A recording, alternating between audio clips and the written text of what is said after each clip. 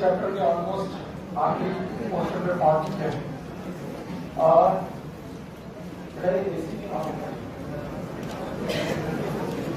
Okay, तो बात यहां तक थी कि भाई सेक्सुअल रिप्रोडक्शन के 3 इवेंट हैं।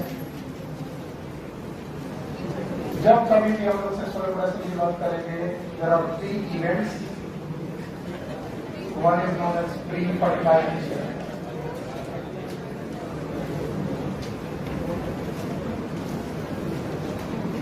दूसरा इवेंट है फर्टिलाइजेशन।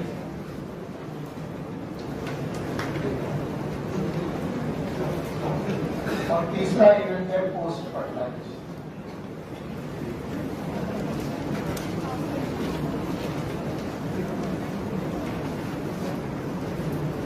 और हमने कहा था दुनिया में कोई भी लोग सेक्सुअल रिप्रोडक्शन करें, प्री फर्टिलाइजेशन, फर्टिलाइजेशन और पोस्ट फर्टिलाइजेशन जरूर करें। फिर हम लोगों ने देखा था कि प्री फर्टिलाइजेशन के 2 इवेंट थे, एक था गैमेटोजेनेसिस, गैमेट क्या है, और दूसरा था गैमीट ट्रांसफर। शांत रहो बेटा, एकदम शांत।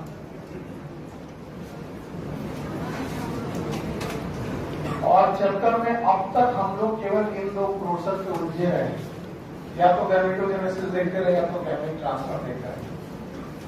गैमीट ट्रांसफर देखते देखते हम लोग अंततः पॉलन पिस्टिल इंटरेक्शन तक पहुंचे। ये हमारे कुछ आखिरी टॉपिक्स में से एक टॉपिक था, पॉलन पिस्टिल इंटरेक्शन।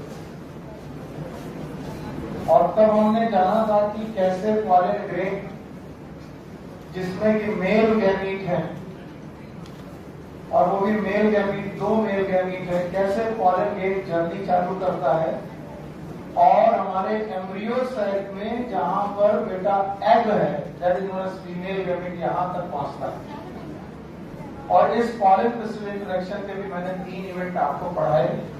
उनमें से मैंने पढ़ाया था हमारी टर्मिनेशन, ट्रांसमिशन और एंट्री। 2 तरीके की पढ़ाई मैंने, एक तो एंट्री इनटू ओव्यूल और दूसरा into embryo site. Embryo site में एंट्री बेटा हमेशा किसके पास होगी? ये टॉपिक हम लोग पढ़ चुके हैं। तो बेसिकली हम लोग प्री फर्टिलाइजेशन इवेंट को पढ़ चुके हैं। अब बचता है fertilisation. Fertilisation in angiosperm, it is known as double fertilisation. ये हमारा टॉपिक होना चाहिए। अगर मैं एंजियोस्पर्म में फर्टिलाइजेशन की बात करूं तो फर्टिलाइजेशन का मतलब क्या है एंजियोस्पर्म में, उसको हम लोग एक शब्द से बोलते हैं, मतलब ये दोनों बातें बोलते हैं। Number 1 double fertilisation. यानी फर्टिलाइजेशन एंजियोस्पर्म का अपने आप में एक बड़ा इवेंट है और इस बड़े इवेंट को हम लोग डबल फर्टिलाइजेशन के नाम से जानते हैं।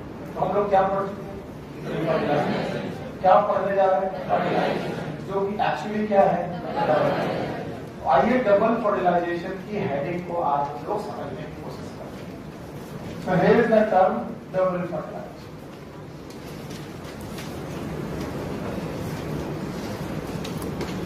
पहले कुछ पॉइंट है जो डबल फर्टिलाइजेशन से आपको जानने चाहिए। पहला पॉइंट यह है कि double fertilisation term it was given by नवासी।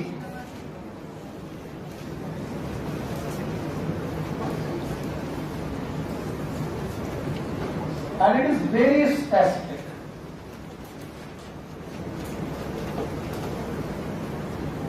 बहुत स्पेसिफिक है, only present in angiosperm. Angiosperm के अलावा और कोई ऐसा ग्रुप नहीं मिलता जहां पर हम लोग डबल फर्टिलाइजेशन की बात कर सकते हैं। हम डबल फर्टिलाइजेशन की बात नहीं कर रहे हैं। अब मैं डबल फर्टिलाइजेशन को आपकी नजरों से देखना चाहता हूं और मैं बताना चाहता हूं कि जब हमने एम्ब्रियो साइट पढ़ा था तो क्या पढ़ा था, याद है? एम्ब्रियो साइट में हम लोगों ने पढ़ा था कि हमारे पास एक एग सेल है, याद है? तो ये कौन सी है? सिनर्जी। और एक सिनर्जी रप्चर हो चुकी है। कब? यहाँ पर क्या होता है? पक्का? अच्छा बताओ, ये सिनर्जी एन है कि 2 और ये पक्का? और यहाँ पर हमारे पास 3 सेल है, बोलो कौन? These are known as एंटीकोडन। और बीचों बीच एक सेल है, सेल का नाम याद है? बोलो क्या नाम है बेटा? And that cell is known as central cell. और इस सेंट्रल सेल में दो न्यूक्लियस हैं, N plus N। These are known as polar nuclei। बोलो क्या बोलेंगे? अच्छा, अब तुम्हें मालूम है कि पॉलन क्रिस्टल इंटरेक्शन में हम ये सीख चुके हैं कि पॉलन ट्यूब यहाँ आकर के रप्चर हो चुका है और उसने दो मेल गैमीट जो कि न्यूक्लियस फॉर्म में है छोड़ रखे। तो ये जो दो मेल गैमीट हैं, these are haploid or diploid? Haploid। Very good। And likewise this egg is, ये बताने दोबारा जरूरत तो है नहीं। ये एग है, ये सिनर्जिड है, ये सिनर्जिड बची है कि रप्चर हो गई है, ये सेंट्रल सेल है, यहाँ N प्लस N है, ये एंटीपोडल सेल है।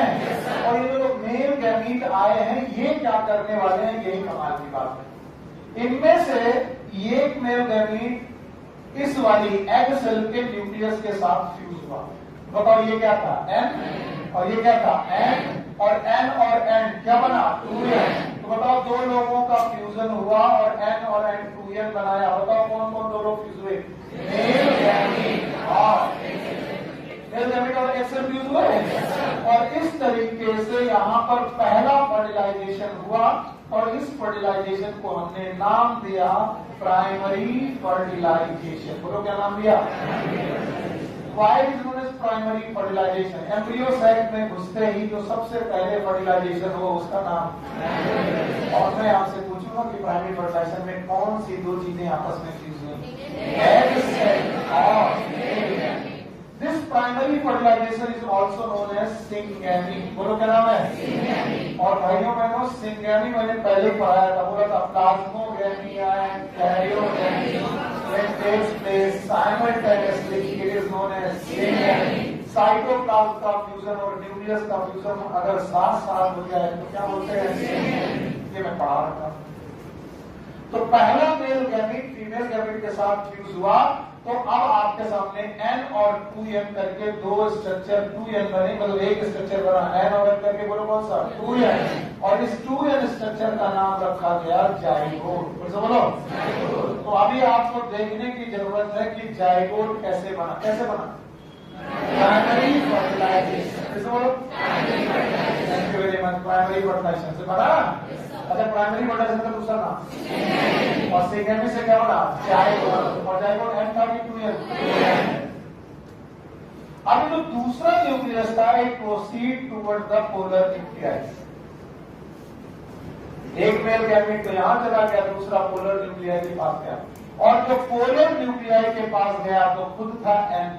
अब ये N, ये N, ये N कितने हैं, 3N मिला करके आपस में फ्यूज हो गए और फ्यूज होकर के एक न्यूक्लियस बनाया जो N 2N है कि 3N है। And this 3N nucleus it is known as PEN। It is known as primary endospermic nucleus. फिर से बोलो, it is known as primary endospermic nucleus. और जो ये प्राइमरी एंडोस्पर्मिक न्यूक्लियस है इट इज N 2N की 3N। याद रखना, जब ये तीन न्यूक्लियस आपस में फ्यूज हो रहे थे तो ये तीनों न्यूक्लियस के फ्यूज होने की वजह से इस इवेंट का नाम रखा गया triple fusion. Why is known as triple fusion? पता नहीं, क्योंकि यहाँ पर कितने न्यूक्लियस फ्यूज हुए, पोलर न्यूक्लियस से दोनों न्यूक्लियस फ्यूज हो गए और मेल न्यूक्लियस गया तो पहले से थे एक और गया, टोटल कितने हो गए, तीनों फ्यूज होकर के ट्रिपल फ्यूजन किया। ट्रिपल फ्यूजन करने के बाद यहाँ पर 3N स्ट्रक्चर बनाया और 3N स्ट्रक्चर का नाम PEN है। और इस PEN primary endospermic sorry primary endospermic nucleus. और याद रखना, जब ये ट्रिपल फ्यूजन हुआ इसी ट्रिपल फ्यूजन को हमने नाम दिया सेकेंडरी फर्टिलाइजेशन। बोलो क्या नाम दिया, सेकेंडरी फर्टिलाइजेशन। याद रखना, प्राइमरी फर्टिलाइजेशन पहले हो चुका है, कहां पर हुआ था, प्राइमरी फर्टिलाइजेशन पहला फर्टिलाइजेशन था और ये वाला कैसा है, सेकेंडरी। बताओ सेकेंडरी फर्टिलाइजेशन का दूसरा नाम और प्राइमरी फर्टिलाइजेशन का दूसरा नाम और सिंगैमी के प्रोडक्ट का नाम और बेटा ट्रिपल फ्यूजन के प्रोडक्ट का नाम और सेंट्रल सेल हुआ करती थी। कौन सेल? अब इनमें चेंज आया और सेंट्रल सेल ने अपना नाम रखा PEC। What is PEC? Primary endospermic cell. Primary endospermic cell, ये क्या? Primary endospermic. और जैसे ही फर्टिलाइजेशन खत्म हुआ, कितने फर्टिलाइजेशन हुए? 2। एक कौन? प्राइमरी, दूसरे कौन? सेकेंडरी। अब इस एम्ब्रियो सेल में कुछ चेंजेस चालू हुए। क्या चेंजेस चालू हुए? बहुत ध्यान सुनिएगा। पहला चेंजेस ये होगा कि बची हुई सिनर्जिड गायब, बची हुई सिनर्जिड गायब, बची हुई एंटीपोडल सेल भी गायब। इसका मतलब है भाइयों बहनों, एंटीपोडल सेल बची की डीजनरेट, और जो 7 सेल थी उनमें से 3 सेल तो वो डीजनरेट हो गई और 2 सेल ये डीजनरेट हो गई। कौन कौन? बोलोगे नहीं? याद है? सॉरी, पहले बताओ, ऊपर वाली तीनों सेल बची की डीजनरेट, ये किसके वजह से हुआ? फर्टिलाइजेशन। और ये दोनों सिनर्जी क्या हो गई?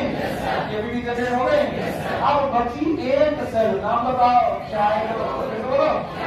और बाकी बची हुई सेल जो बची है, that is known as primary endospermic cell. बोलो क्या नाम है? What is PEC? बोलो क्या? Primary endospermic cell. तो बताओ, आफ्टर फर्टिलाइजेशन, दोनों फर्टिलाइजेशन के बाद 7 सेल और 8 न्यूक्लियस वाला स्ट्रक्चर में कितनी सेल बची? 7 सेल, 2 सेल। एक कौन? प्राइमरी एंडोस्पर्मिक सेल, जिसका न्यूक्लियस प्राइमरी एंडोस्पर्मिक न्यूक्लियस, और दूसरा और जाइगोट के पास एन न्यूक्लियस की 2 एंड। तो बताओ, फर्टिलाइजेशन के बाद 7 सेल 8 न्यूक्लियस बचेगी, 2 सेल 2 न्यूक्लियस, और दोनों के न्यूक्लियस एक जैसे कि अलग। बताओ, किसके न्यूक्लियस की प्लॉइडी क्या है? और इसके। और फर्टिलाइजेशन कितनी जगह हुआ? एक कौन? प्राइमरी फर्टिलाइजेशन और एक और सेकेंडरी। और प्राइमरी फर्टिलाइजेशन और सेकेंडरी फर्टिलाइजेशन को कंबाइंड रूप से क्या बोला गया? Y double. डबल मतलब जब एम्ब्रियो सैक में कितनी बार फर्टिलाइजेशन हो गया, इसे क्या बोलेंगे? डबल। और डबल फर्टिलाइजेशन के प्रोडक्ट आपके सामने, क्या आप बता पाओगे? इससे बेहतर है अपने दिमाग में पहले 7 सेल और 8 न्यूक्लियस का एक एम्ब्रियो साइट बनाओ, अपने दिमाग में बनाओ। दिखाई पड़ रहा है? 3 एंटीपोडल सेल, 3 एगाप्लेटस की सेल, 1 सेंट्रल सेल।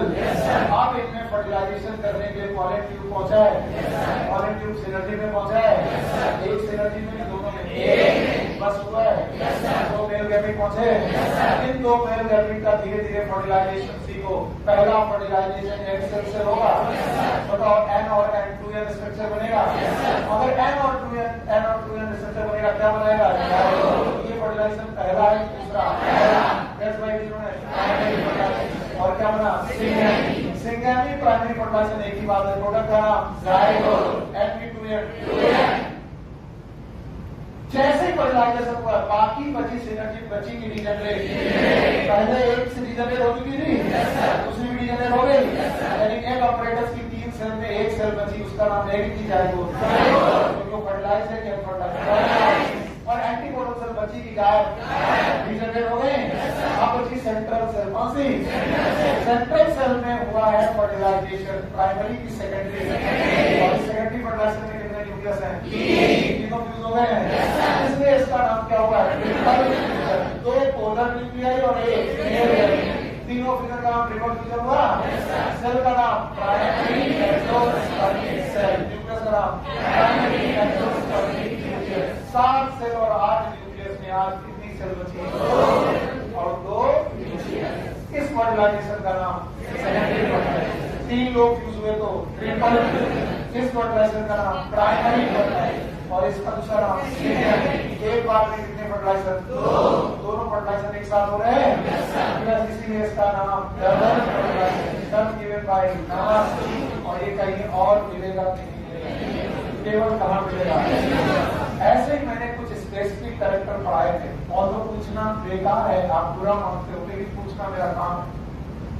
क्या मैंने आपको मैमल के कुछ स्पेसिफिक कैरेक्टर पढ़ाए थे और बताएगा मैमल के अलावा कहीं और? क्या आप रिवाइज कर रहे हैं?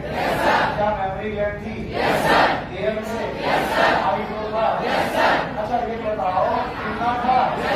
कितना और कहीं वापस कैरोसन था? बताओ ब्रेक में वापस कैरोसन था? और कहीं पर ये और बताओ ज्यादा वो भी पैरस्ते की बीवी कर ऐसे ही जब मैं बोलूँ स्पेसिफिक मतलब और कहीं नहीं। बताओ डबल फर्टिलाइजेशन कैरेक्टर कहीं और होगा नहीं। आगे चल के बेटा मेरे बच्चे ये जाइगोट जो है वो बनाएगा एम्ब्रियो। बोलो क्या बनाएगा? अब मुझे जवाब दो, एम्ब्रियो इज मल्टीसेलुलर की यूनिसेलुलर? जवाब नहीं। और जाइगोट क्या मैंने एम्ब्रियो नेसेसिटी डेफिनेशन पढ़ाई थी? Formation of multicellular embryo from unicellular zygote involving cell division and cell differentiation. बहुत कम लोग की आवाजें आती है। और सेल डिवीजन मियोसिस की माइटोसिस। अगर जाइगोट में मियोसिस हो गई तो एम्ब्रियो, और जाइगोट में माइटोसिस हो गई तो क्या बनेगा? एम्ब्रियो। जाइगोट आगे चल के क्या बनाएगा? एम्ब्रियो। और भाइयों बहनों ट्रिपल फ्यूजन से बनने वाले प्रोडक्ट हैं दो, एक और PEC और एक और ये आगे चल के बनाएंगे एंडोस्पर्म। क्या बनाएंगे? और इसीलिए एंजियोस्पर्म का एंडोस्पर्म एंड 2n की 3n। अब पूछने का मन करेगा ही, क्या मैंने जिम्नोस्पर्म पढ़ाया था? जिम्नोस्पर्म में भी सीड के अंदर एंडोस्पर्म बना था। वो डिप्लॉइड था, डिप्लॉइड का हाइप्लॉइड। Yes, जिम्नोस्पर्म का एंडोस्पर्म वाज हैप्लॉइड और यहाँ पर तो याद रखना ट्रिप्लॉइड होने का कारण क्या है? So it was a triple fusion which create 3n nucleus condition and that condition give you the diploidy or triploidy and that's why endosperm is and 2n to 3n। अच्छा आप एक चीज बताओ, ये तो फर्टिलाइजेशन हो गया, एम्ब्रियो बनना फर्टिलाइजेशन के साथ है कि बाद में? और एंडोस्पर्म बनना भी बाद। तो बताओ प्री फर्टिलाइजेशन, फर्टिलाइजेशन और पोस्ट फर्टिलाइजेशन पोस्ट फर्टिलाइजेशन के दो यूनिट बताओगे? नंबर 1 और दूसरा नहीं आया। तो क्या डबल फर्टिलाइजेशन में कोई भी ऐसी बात है जो आपको लगता है कि नहीं समझ में आ गई? पूरा डबल फर्टिलाइजेशन ने 7 से 8 न्यूक्लियस वाले एम्ब्रियो सेल को 7 से 8 न्यूक्लियस में छोड़ा कि 2 से? एक का नाम जाइगोट और एक का नाम PEC मल्टीसी न्यूक्लियस का नाम। This was a fertilisation in angiosperm. Angiosperm के केस में यही एक फर्टिलाइजेशन आप जिसमें सिखाना था। ठीक है, वैसे ज्यादातर तो न्यूमेरिकल्स फिजिक्स और केमिस्ट्री की बातें हैं, लेकिन बायो में भी कई बार एक दो क्वेश्चन बनते हैं जो आपको न्यूमेरिकल लगते हैं, जिनमें कैलकुलेशंस लगते हैं। तो बायोलॉजी के एक क्वेश्चन में ऐसा ही एक क्वेश्चन है। बाकी जिन्हें आता है वो शांत रहेंगे, बाकी जिन्हें नहीं आता वो ट्राई करके मुझे जवाब देने की कोशिश करेंगे। इसे मिटा रहा हूं मैं ये मानते हुए कि आपको आ गया। डबल फर्टिलाइजेशन और कहीं होगा? होगा नहीं। डबल फर्टिलाइजेशन का मतलब एक का नाम प्राइमरी, दूसरे का नाम बार बार बोल रहा हूँ, प्राइमरी और प्राइमरी का नाम, सेकेंडरी का नाम ट्रिपल फ्यूजन, सेकेंडरी के प्रोडक्ट का नाम जाइगोट और triple fusion very good. Triple fusion के प्रोडक्ट का नाम आपको मालूम है क्या? PEN और PEC। द क्वेश्चन इज, सब लोग नोट डाउन करेंगे और क्वेश्चन का जवाब निकालने की कोशिश करेंगे। If the male pad plant in angiosperm is diploid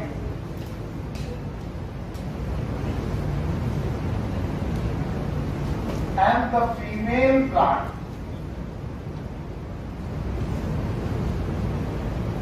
is tetraploid,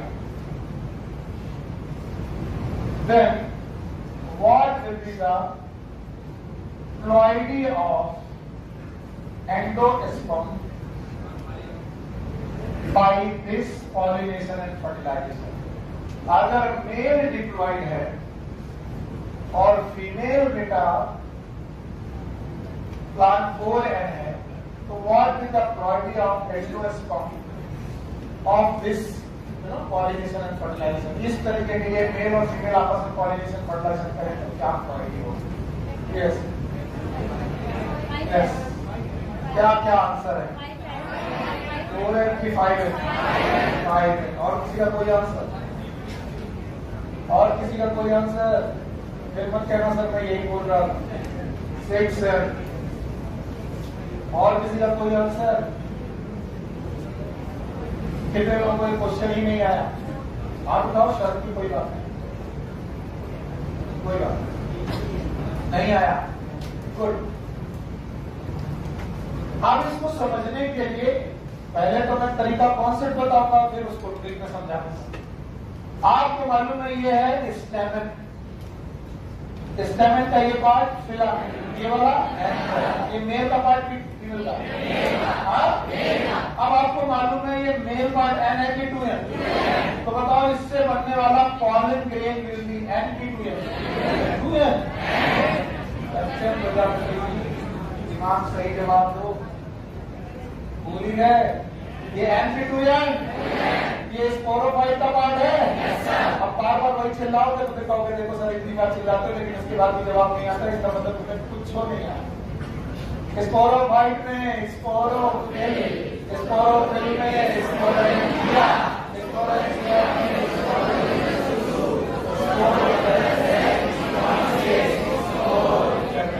meiosis के बाद बने एंटीक्लियर। मैं ऐसे ही साइको नहीं हो गया, मुझे पूरा विश्वास है कि मेरे 10 बार बताने के बाद भी आप गलत करते हैं। And it's a proof. और ये कहानी कम से कम मैंने 50 बार सुनाई हो। स्पोरोफाइट, स्पोरोफिल, तुम लोग का दिमाग खराब है कि इसके बाद एक ही डायलॉग बचा है, स्पोरोफाइट, स्पोरोफिल। और अगर ये भाई साहब एन है तो इनके मेल गैमीट भी एन की 2n। तो बताओ पॉलन ट्यूब में चलने वाले मेल गैमीट भी इतना सीख है, सीख है।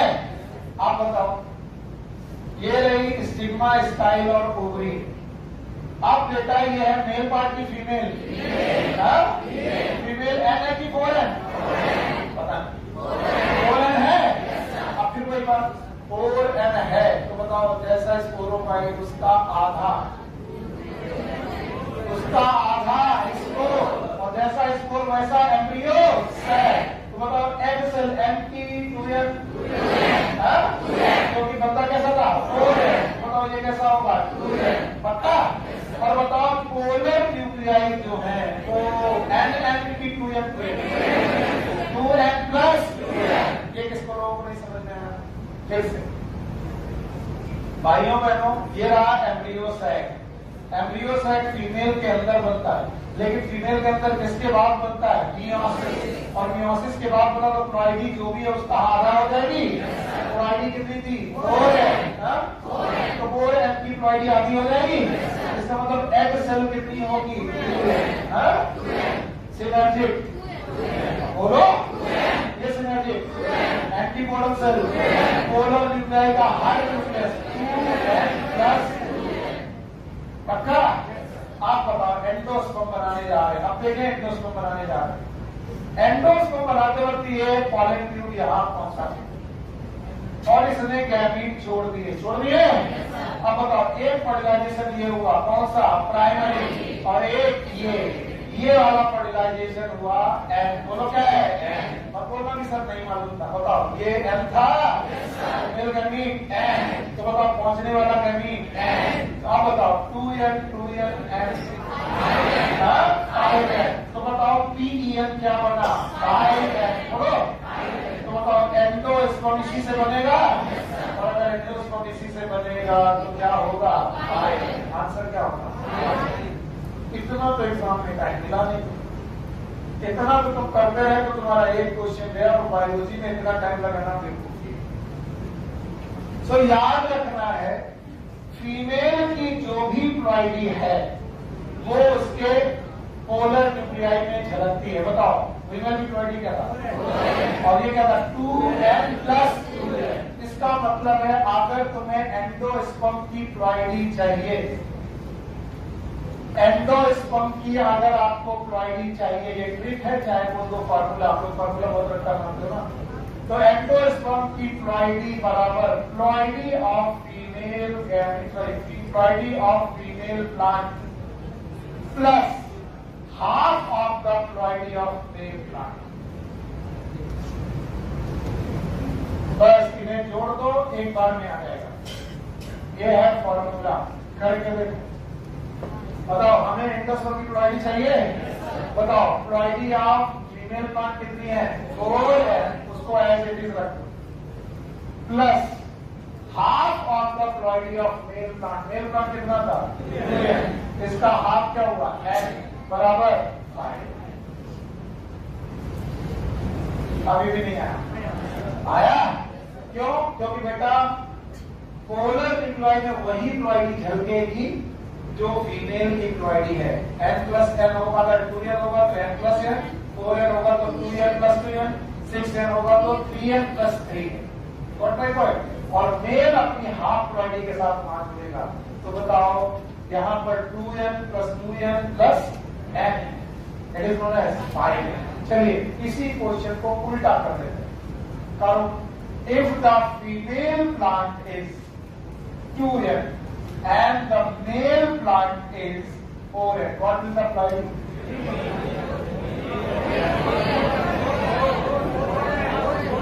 अरे फीमेल की एज इट इज रखनी है क्या, 2n, और मेल की आधी, मेल की क्या है 4n, और उसका आधा 2n।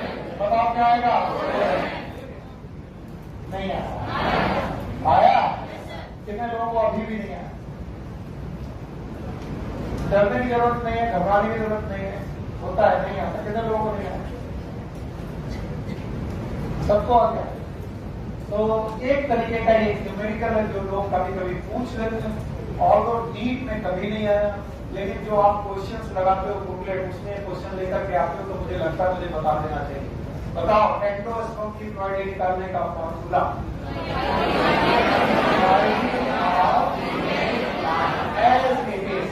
Plus half of the ploidy of male. क्या ये एंडोस्पर्म हो जाएगा? सही हो जाएगा?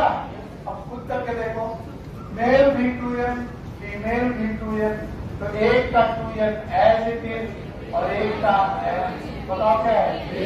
तो जब दोनों 2n होते हैं तो एंडोस्पर्म कैसा आता है, 3n। पक्का?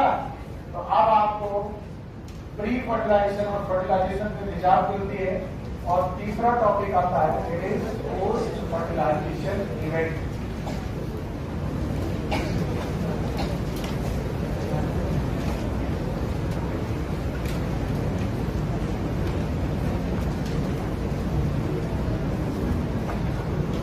These are known as post fertilization events।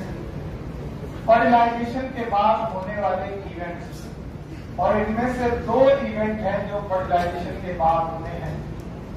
एक है एम्ब्रियो फॉर्मेशन,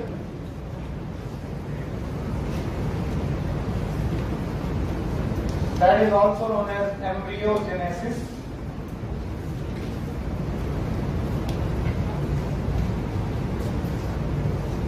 और दूसरा है एंडोस्पर्म फॉर्मेशन।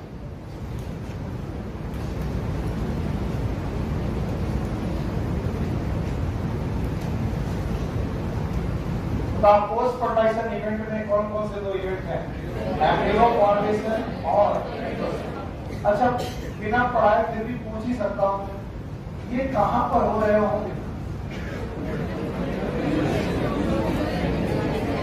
पता नहीं सर, आप बताओ। अभी एम्ब्रियो साइड पढ़ाया था, मुझे डर रहता है, पूरा डर रहता है। तुम सब मेरी तरह, तुम सब हाँ बोलते हो, कुछ समझते नहीं, दिमाग में पिक्चर चलती रही। और 7 सेल और 8 न्यूक्लियस थी, और 7 सेल और 8 न्यूक्लियस के बाद 2 सेल बची थी। एक सेल का नाम बताओ क्या था, एंटीक्लियर, और एक का नाम लेकर क्या था, PEC और PEN। व्हाट इज एंटीक्लियर की 3 तो बताओ यहाँ पर ये कौन है, और ये कौन, PEN और PEC। पक्का? और ये किस साइड के अंदर हो रहा है, इसका मतलब ये दोनों इवेंट एम्ब्रियो साइट के अंदर चलेंगे। पर याद रखना इसका नाम है एंडोस्पर्म और endosperm is a food for developing embryo. Endosperm actually food है फॉर डेवलपिंग एम्ब्रियो। जो एम्ब्रियो डेवलप होगा उसको खाना की जरूरत पड़ेगी, एनर्जी की जरूरत पड़ेगी, तो वो एनर्जी उसे कहां से मिलेगी? एंडोस्पर्म से। तो बताओ पहले कौन बना लिया जाए एम्ब्रियो? किसी को बाकी मतलब नहीं, जो मर्जी से बना तो बोले भाई मेहमान आने के बाद चाय बनाए, खाना तैयार रखेंगे मेहमान आने से पहले। बोले हम तो सब ऐसे पता नहीं कहाँ आया। तो भाइयों एवं बहनों, ये एंडोस्पर्म खाना है जो कौन खाएगा? एम्ब्रियो नहीं खाएगा। डेवलपिंग एम्ब्रियो, जायगोट नहीं। एम्ब्रियो खाएगा कि डेवलपिंग एम्ब्रियो? बढ़ता हुआ एम्ब्रियो, जो एम्ब्रियो बढ़ेगा अभी, बढ़ के 1 से 2, 2 से 4, 4 से 8, 8 से 16, 27 ऐसी सेल बनाएगा। तो जब एम्ब्रियो बढ़ रहा होगा तब खाना मौजूद होना चाहिए कि नहीं? होना चाहिए। तो पहले एम्ब्रियो को बढ़ाना चालू करें, बनाना चालू करें कि खाना? तो बताओ इन दोनों में लिखा मैंने क्या है? एम्ब्रियो। लेकिन पहले होता कौन है? तो एंडोस्पर्म फॉर्मेशन प्रीसीड्स, प्रोसीड्स की प्रीसीड्स, प्रीसीड्स का मतलब पहले होता है। एनसीईआरटी में लिखा है endosperm formation precedes the embryo formation.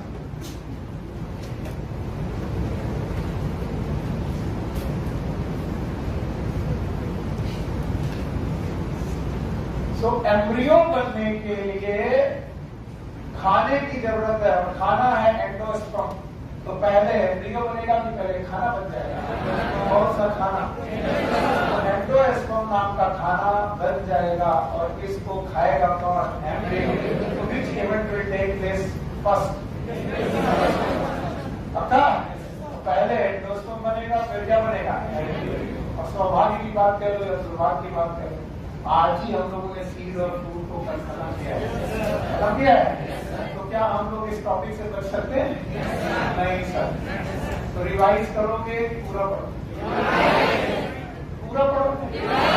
अरे जब सीड है ही तो ऑनलाइन वाले लोग सीड में जाकर के और फूड में जाकर इसे देख रहे हो, ऑनलाइन देख रहे हैं। और ऑफलाइन तो सुबह से लेकर आप पढ़ाया है what is seed, what is fruit, पढ़ाया है? नहीं पढ़ा। अरे देखो वीडियो देखो। अच्छा बताओ, छोड़ो कोई बात नहीं। सभी तो बोला पोस्ट फर्टिलाइजेशन इवेंट में कितने इवेंट? दोनों है। पहला एम्ब्रियो बनेगा कि एंडोस्पर्म? आओ भाई इनके लिए पहले एंडोस्पर्म फॉर्मेशन सीखते हैं, वरना ये दूसरी हो जाएगी। एंडोस्पर्म फॉर्मेशन ये पहले होगा और कहां होगा वो भी देखने की जरूरत है। Yes, here is 2n nucleus, that is zygote. पर बाकी बचा हुआ न्यूक्लियस is 3n और this cell is known as PEC. बेटा शांत, एकदम शांत। And this nucleus is PEN. What is PN? पक्का? चलो पढ़ो। What is free nuclear division?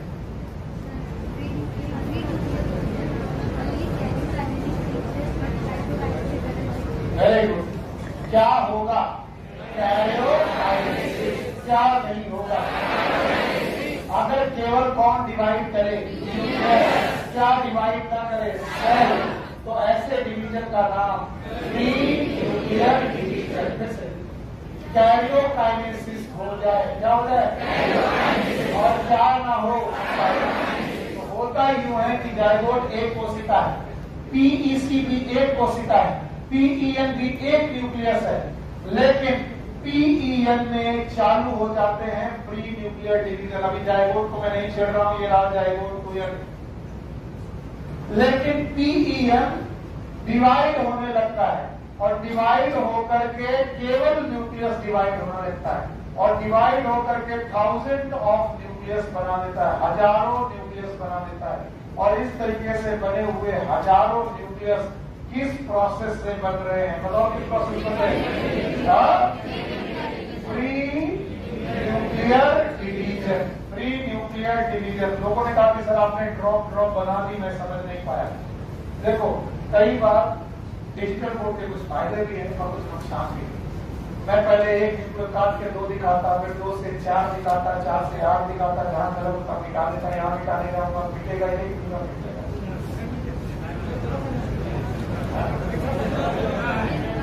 और भी है तो हम थोड़ा दूर है बेटा, हम उसके चक्कर में रहेंगे तो क्लास डिस्टर्ब होना ना बाबू। टेक्नोलॉजी से हमको दूर रखो। जब से दुनिया में टेक्नोलॉजी बढ़ती जा रही है, आदमी का मशीन ज्यादा होता जा रहा है। तालाब में जो नहाने मजा था वो स्विमिंग पूल में, हाँ वो क्या जाने जिन्होंने तालाब में नहाया नहीं। जब तक 2-4 घरों के नालों का पानी अपने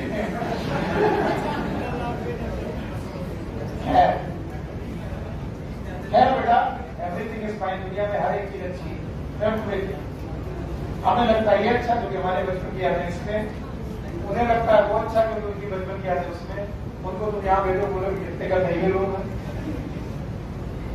उधर पंडित जी दूर खेत में लगे पड़े हुए हैं, अपना व्यवस्था करके सुबह सुबह पेट साफ कर रहे गंगा जी में। और इधर दूसरे पंडित जी हर हर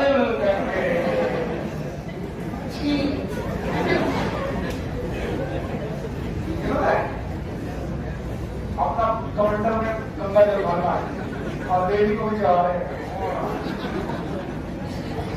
ये सब श्रद्धा है।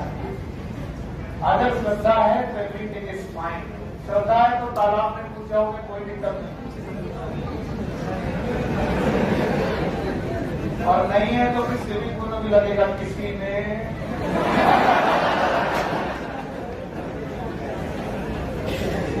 यस, ठीक है। बातें छोड़ो, इधर। तो ये न्यूक्लियस एक बार डिवाइड हुआ, देखो ऐसे डिवाइड हुआ, ऐसे। अरे वाह, पहले एक न्यूक्लियस था, फिर डिवाइड होकर 2 बना, फिर दोनों डिवाइड हुए तो 4 बने, फिर 8 बने। बताओ क्या डिवाइड होता जा रहा है? क्या डिवाइड नहीं हुआ? और बताओ इस तरीके के डिवीजन का नाम क्या हो रही है? क्या नहीं हो रही है? और इस तरीके से यहाँ पर फ्री न्यूक्लियर बन रहा है। 1000 of free nuclei, 1000 of free nuclei, हजारों फ्री न्यूक्लियाई बन चुके हैं। और इस समय पर इन फ्री न्यूक्लियाई के चारों तरफ फूड स्टोर होने लगा है। And now this endosperm is known as free nuclear endosperm. बोलो क्या नाम है? It is known as free nuclear endosperm. लगभग सारे एंडोस्पर्म के फॉर्मेशन के दौरान ये फ्री न्यूक्लियर एंडोस्पर्म वाली स्टेज आती है। और ऐसा endosperm it is a liquid in nature. कैसे नेचर का होता है? वो बोलते हैं फ्री न्यूक्लियर एंडोस्पर्म वैसे तो बचता ही नहीं है, लेकिन नेचर भी क्या गजब चीज है। उसने हमें फ्री न्यूक्लियर एंडोस्पर्म के दर्शन कराए। बोले जाओ और कोकोनट वाटर को पियो। जो कोकोनट वाटर है, actually coconut water is water और एंडोस्पर्म। और कैसा एंडोस्पर्म है? Free nuclear endosperm. कैसा एंडोस्पर्म? फ्री न्यूक्लियर एंडोस्पर्म है। अच्छा, कल मैंने फ्रूट पढ़ाया था। अच्छा बताओ, फ्रूट क्या होता है? एपिकार्प होता है, 3 लेयर होती है। एपिकार्प आपने कोकोनट देखा था? एपिकार्प निकाली थी, मेसोकार्प निकाली थी, एंडोकार्प हार्ड थी और उसको भगवान के यहाँ पर तोड़ा था। अगर एंडोकार्प के अंदर क्या होना चाहिए? सीड। तो बताओ, नारियल फोड़ने के बाद एंडोकार्प के अंदर से जो पानी निकलता है वो किसका पार्ट नहीं है? सीड का। और सीड का पार्ट क्या है? एंडोस्पर्म। किसी ने कल मुझसे पूछा था नारियल में खाते क्या है? फ्रूट खाते हैं किसी part of seed, that is endosperm. नहीं आया? अगर मैं बोलूं the truth in which we eat mesocarp of the fruit, the true fruit in which we eat the seed of the fruit. दोनों ट्रूथ हैं, लेकिन एक का क्या खाना है? मेसोकार्प, और एक का क्या कार्य? Endocarp, that is endosperm. आप सुनो, फ्री न्यूक्लियर एंडोस्पर्म जब हो चुका, फ्री न्यूक्लियर डिवीजन हो चुका, कैरियोकाइनेसिस हो चुकी और साइटोकाइनेसिस नहीं हुई तो लिक्विड एंडोस्पर्म तैयार हो गया। आज इस लिक्विड एंडोस्पर्म का नाम है, इसका एग्जांपल है कोकोनट वाटर। आज इस फ्री न्यूक्लियर एंडोस्पर्म के चारों तरफ बनने लगी सेल्स, धीरे धीरे सेल्स बनना चालू हो गई। सेल बनना चालू हो गई तो बताओ कैरियोकाइनेसिस के बाद क्या होना चालू हो गया? साइटोकाइनेसिस। बोलो क्या? अगर साइटोकाइनेसिस होना चालू हो गया तो बताओ अभी free nuclear endosperm, free nuclear बाहर की सेलुलर हो गया और इस तरीके से सेलुलर एंडोस्पर्म बनने लगा। Now this is known as cellular endosperm. तो पहले कौन बनता है? पहले कौन बनता है और फिर कौन होता है? सेलुलर। सेलुलर एंडोस्पर्म का कोकोनट में एग्जांपल है coconut kernel, kernel of coconut. अब आप बोलोगे सर कोकोनट कर्नेल क्या होता है? कच्चा नारियल खाया है? कच्चा नारियल खाया है? वो जो कच्चा नारियल है वो कोकोनट कर्नेल है। क्या बेटा? Coconut kernel. क्या वो भी एंडोस्पर्म है? और बताओ ऐसा एंडोस्पर्म इज लिक्विड एंडोस्पर्म की सॉलिड? देखो भाई, तुम सुनो ना सुनो, मेरा काम है बताना। अगर मैं इस नारियल को पकने दूं तो बताओ इसमें पानी बचेगा कि नहीं? तो क्या पानी इवेपोरेट होता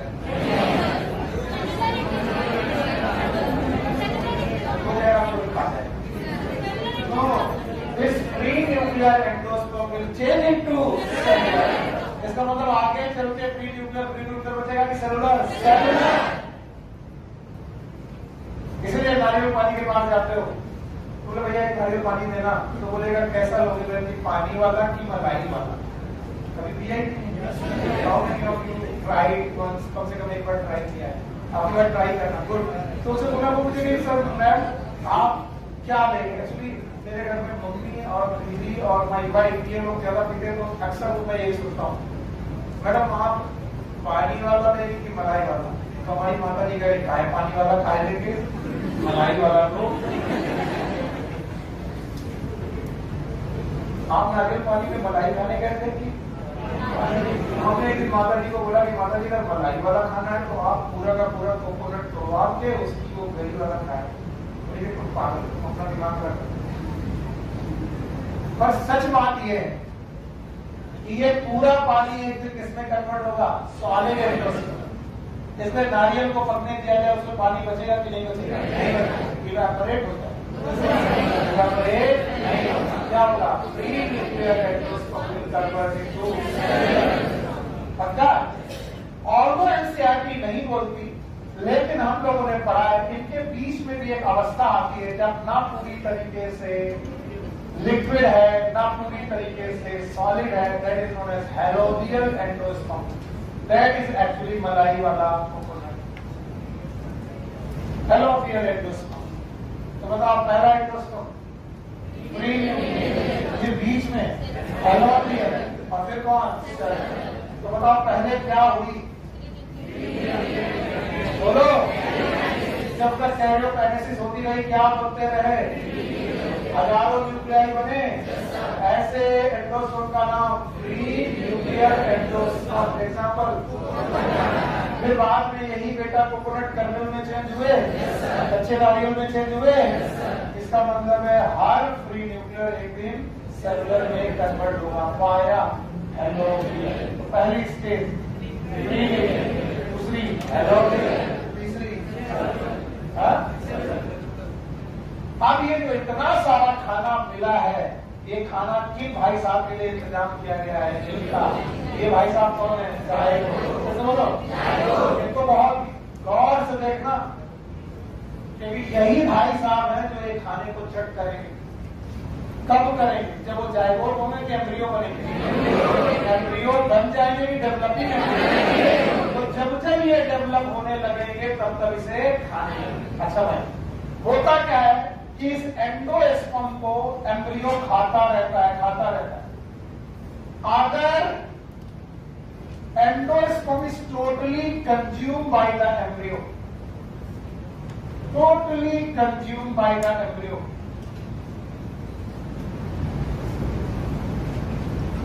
एम्ब्रियो के द्वारा एंडोस्पर्म पूरी तरीके से कंज्यूम कर लिया गया।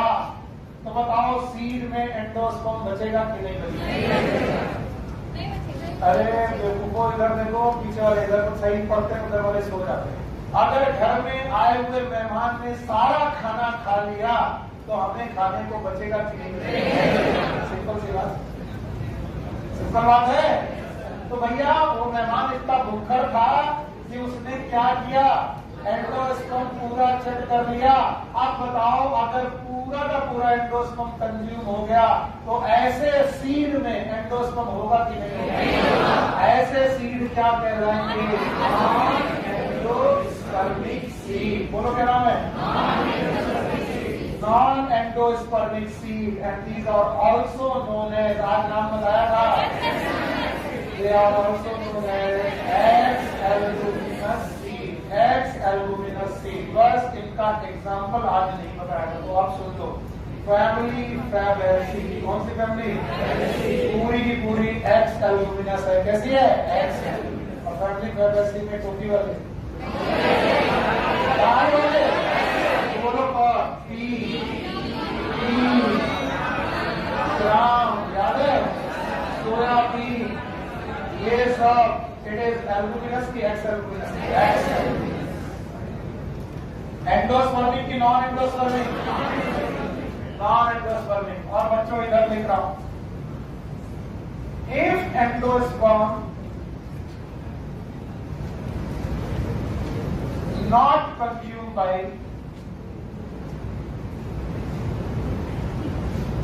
or it's not totally consumed by embryo, तो बताइए एंडोस्पर्म रिमेन बचेगा? और अगर एंडोस्पर्म रिमेनिंग बचेगा तो ऐसे सीड का नाम एंडोस्पर्मिक सीड। बोलो क्या नाम है? और एंडोस्पर्मिक सीड का दूसरा नाम एल्बुमिनस सीड। कैसे बोलो? और मैंने बताया था सारे मोनोकॉट सीड एल्बुमिनस के एल्बुमिनस, और मोनोकॉट के एग्जांपल याद है? बोलो कौन? एक्सेट्रा, याद रहेगा? बताओ ये एल्बुमिनस है कि एक्स-एल्बुमिनस? एल्बुमिनस। बड़े हो, अब ध्यान सुनना, वो सीड जिनमें एंडोस्पर्म नहीं बनता है उनका नाम नॉन एंडोस्पर्म। वो जिनमें बनता है, थप्पड़ मारो ध्यान रखो, चाहे नॉन एंडोस्पर्मिक हो चाहे एंडोस्पर्मिक, एंडोस्पर्म दोनों में बनता है। नहीं समझ में आया? ये क्वेश्चन को 100% लोग गलत करते हैं जब मैं पूछता हूं। बताओ नॉन एंडोस्पर्मिक में एंडोस्पर्म नहीं बनता? बनता है। तो ये पूछ रहा हूँ, वो घर जिसमें खाना नहीं बचा है वहां बना भी नहीं था? जहां बचा है वहां तो बना था, और जहां नहीं बचा है वहां पर भी बना था। आपको क्या मैंने बोला वो घर बताओ जिसमें खाना नहीं बनता, इसमें मेहमान आते। खाना दोनों जगह बनाना। तो जब ये क्वेश्चन आए कि वो जगह बताओ जहां पर एंडोस्पर्म नहीं बनता है, ये क्वेश्चन सही है कि रॉन्ग है? तो बताओ वो जगह बताओ जहां पर खाना नहीं बचता है। वो जगह बताओ जहां एंडोस्पर्म नहीं बचता है,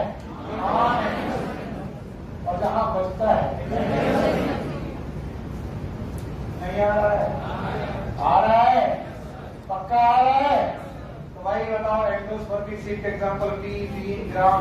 इसके अलावा कैस्टर भी लिख लेना, कैस्टर बड़ा एग्जांपल है भाई एंडोस्पर्म का। तो इस तरीके से एंडोस्पर्म बन चुका है भाइयों बहनों। और इस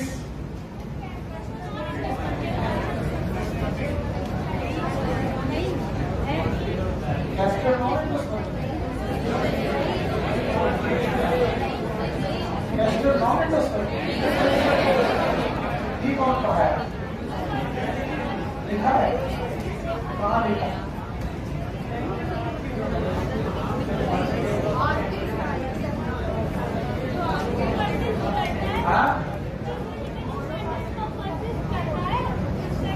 बेटिया बायोलॉजी कमजोर नहीं है, अंग्रेजी कमजोर है तुम्हारी। परसिस्ट का मतलब क्या होता है? बचता है। तो जिसमें बच रहा है उसका नाम एंडोस्पर्मिक। और ये क्या लिखा है? एंडोस्पर्मिक। अरे हम ही पागल हैं। अरे तुम पागल नहीं हो, ठीक हो। और हम पूछ रहे हैं और लिख पूछ रहे हैं। बताओ कैस्टर इज एंडोस्पर्मिक की नॉन एंडोस्पर्मिक? सॉरी, तो बताओ कैस्टर इज एंडोस्पर्मिक। और हम कहते हैं एंडोस्पर्मिक, लिखा कहाँ था? तो castor is, it is endospermic seed. और नॉन एंडोस्पर्मिक में कौन कौन था बेटा?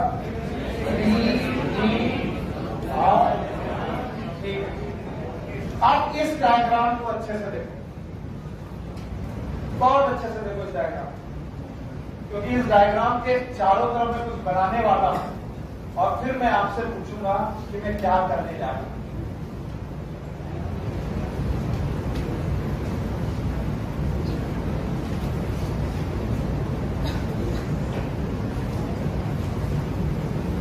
अभी जब देखो, ये अगर एम्ब्रियो सेट है तो इसके चारों तरफ ये स्ट्रक्चर का नाम बता बोलो। आउटर एंटेगमेंट और इनर एंटेगमेंट हो गया? यस और नो?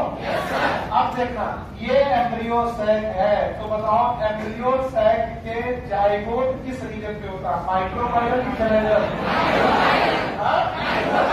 इसका मतलब जाइगोट महोदय जो है ये एम्ब्रियो में बनने वाले हैं। जाइगोट वहां से एम्ब्रियो बनने वाला है। प्रोसेस का नाम एम्ब्रियोजेनेसिस। बोलो तो बताओ एम्ब्रियोजेनेसिस जो होने वाली है वो माइक्रोपाइलर एंड पे होने वाली की चलेटर?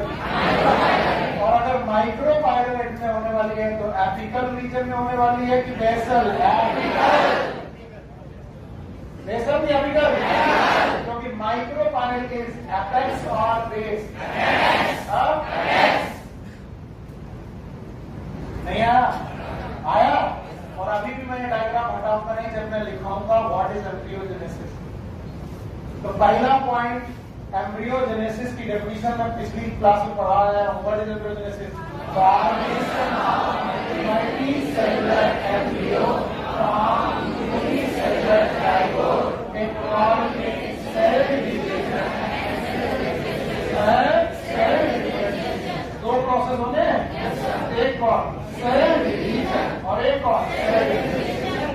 सेल डिवीजन और दूसरा कौन? Cell division.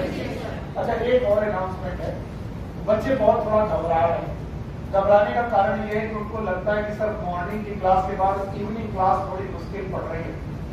और कई बार बच्चे मेरे को फोन भी करते हैं और अलग से भी मिलते हैं। ध्यान से सुनना, प्लान क्या है मैं बता दूं ताकि तुम्हें समझ में आए। उनको लगता है अगर मार्च तक इवनिंग क्लास चलती रही तो मैं सुबह से लेकर शाम तक केवल पढ़ता रहूंगा, घर में रिवाइज नहीं करता। जबकि मेरा प्लान है कि इवनिंग क्लास नवंबर और पूरे दिसंबर तक मैं लेना चाहता हूं मिनिमम। इस नवंबर में यूनिट में आपको तीसरी माइक्रो वाली यूनिट निपटा दूंगा और दिसंबर में यूनिट 5 निपटा दूंगा लेकिन कॉलेज। ध्यान सुनना, तो पहली यूनिट चल रही है, चल रही है ये पहली यूनिट इसी आज नवंबर चालू हो गया तो नवंबर के अंदर पहली यूनिट और साथ में माइक्रो वाली यूनिट बड़ी नहीं है उसको निपटाने की कोशिश करूंगा। और दिसंबर के अलावा अगर थोड़ा टाइम मिला तो जन के पहले वीक तक आते आते मैं तीसरी, पांचवी और पहली यूनिट निपटा दूंगा। जब पहली, तीसरी, पांचवी यूनिट निपट जाएगी तो अब एक यूनिट बचेगी, दूसरी जो है जेनेटिक्स से रिलेटेड और एक है चौथी जो है बायोटेक्नोलॉजी से रिलेटेड। ये जेनेटिक्स और बायोटेक्नोलॉजी को मैं एक साथ डील करूंगा। तब तक जब तक मैं ये 3 यूनिट यहां निपटा चुका होगा तो सोचो जरा 3 ही यूनिट या फिर 3.5 या 4 यूनिट में एनसीईआरटी मंथ की निपटा चुका होगा। मैं प्लांट फिजियोलॉजी में होगा, किसमें होगा? तो प्लांट फिजियोलॉजी में अगर चल रहा होगा तो प्लांट फिजियोलॉजी जनवरी तक आते आते कंप्लीट हो रही होगी। अब बचेगा फेब, मार्च। फेब और मार्च में मेरे पास करने के लिए केवल 2 चीजें होंगी। एक महीना होगा पूरा फरवरी भर जब हम एनिमल फिजियोलॉजी पढ़ेंगे, शाम की क्लास बंद कर देंगे। तब आप फरवरी मार्च में खूब रिवीजन करिए घर में बैठ के शाम को, और एनिमल फिजियोलॉजी करेंगे फरवरी में, और मार्च भर में हम लोग जेनेटिक्स और बायोटेक्नोलॉजी। समझ गए? तो मार्च और मार्च के बाद अप्रैल के पहले वीक तक आते आते, और इसका मतलब है तुम्हें केवल जनवरी तक साल की क्लास चाहिए। और अगर ये लीड मैंने नहीं ली तो इसी जनवरी में आकर के तुमको मेरे को विश्वास खत्म हो जाएगा कि अब इनसे कोर्स नहीं होगा। जैसे टीचर अपने बच्चों को जानता है, बच्चे भी अपने टीचर को जान जाते हैं कि कैसे होने वाला। सो प्लीज मेरे साथ कंधे से कंधा मिलाकर जनवरी तक तो पहले वीक तक चलिए। क्यों? क्योंकि मैं समय दूंगा रिवीजन का, और जब मैं समय रिवीजन का दूंगा आपको तो बहुत इजी दूंगा कि खूब रिवीजन करो, खूब अच्छा करो, खूब पढ़ाई करो। और अगर हमने मार्च और अप्रैल के पहले वीक में खत्म कर दिया तो ये तो 12 महीने में ना खत्म होने वाला कोर्स भी हम लोगों ने 5 महीने में 6 महीने में खत्म कर दिया। और मार्च के बाद लेकर जब तक मई, ऐसा माना जा रहा 2 मई को एग्जाम होगा जो कि टलेगा, 2 मई को नहीं होगा, 15-20 दिन उधर जाएगा। हाँ, बोर्ड भी टलने वाले हैं। तो ये एग्जाम अगर 20 तक गया, 20 मई तक गया, तो अपने पास मार्च से लेकर मई तक केवल रिवीजन करने का है। और रिवीजन जैसे मैं चाहूंगा वैसे कराऊंगा। क्या आप लोगों ने इस बार ट्राई किए थे वो रिवीजन जो मैंने यूट्यूब में मेरी आदत है? बस मुझे बोलना है, आपको बैठना है, क्वेश्चन लगाना है, पेपर लगाना है, क्वेश्चन लगाना है। तो प्लीज अगर मैं मेहनत करने के लिए तैयार हूँ, आप पीछे मत हटिए, वरना कोर्स पूरा नहीं होगा। मैं पहले से बोल रहा हूँ, तैयार हो? हमारा मत सर कब तक चलता रहेगा? अरे अभी चल रहा है, कब खत्म हो जाएगा? मे बी दिसंबर या फिर जनवरी का पहला। Got my point? और ये बहुत फिक्स है, तरीका सही है। अगर ये कर गए तो, अगर इसमें सफल हो गए, नहीं सफल हो पाए तो गड़बड़ हो। और इस दौरान ऐसा सुनने में आ रहा है कि मे बी दोबारा लॉकडाउन वापस आ जाए, जैसे कि फ्रांस में लॉकडाउन वापस लगा दिया है, इटली में प्लान कर रहे हैं, दोबारा लॉकडाउन। दिल्ली में केसेस बढ़ रहे हैं, तो दिल्ली हो सकता है कि अगली बार प्लान करें। और अगर दिल्ली में लगा गुरु सत्यानाशी होना है, तो पहले लॉकडाउन के पहले अगर जनवरी तक आते आते लॉकडाउन लगे, तब तक हम कितनी यूनिट कर चुके हों? 4 और 3 7, बची कितनी? और ना लगा तो लग गया तो भी हम लोग की जय जय, और नहीं लगा क्योंकि हम लोग आगे बढ़ चुके हैं। तो बताओ अभी इस टाइम को वेस्ट करना है? और अगर लॉकडाउन लग गया तो घर ही में बैठे बैठे सारा निकल जाएगा कि पहले सर ने 3 महीना बुलाया और अगले 3 महीना आराम करना है। तो क्या चाहते हो? तो इजी पढ़ाए 3 महीना आना चाहते हो? हाँ, और 7:30 बजे इधर टाइम देखोगे, 8 बजे तक चलेगी।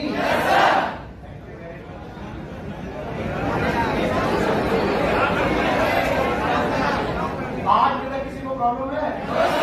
कौन बहुत दूर से आता है? कहाँ से आता है? अरे तुमको कौन छेड़ेगा यार?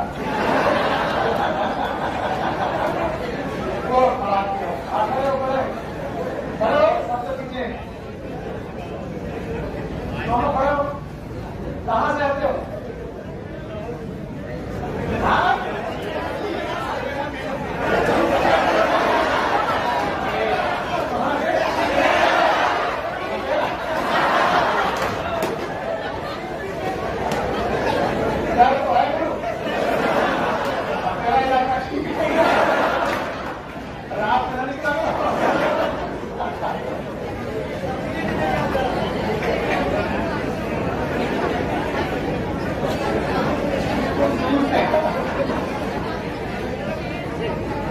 मजाक कर रहे यार, अपने टीचर से मजाक समझ लेता है।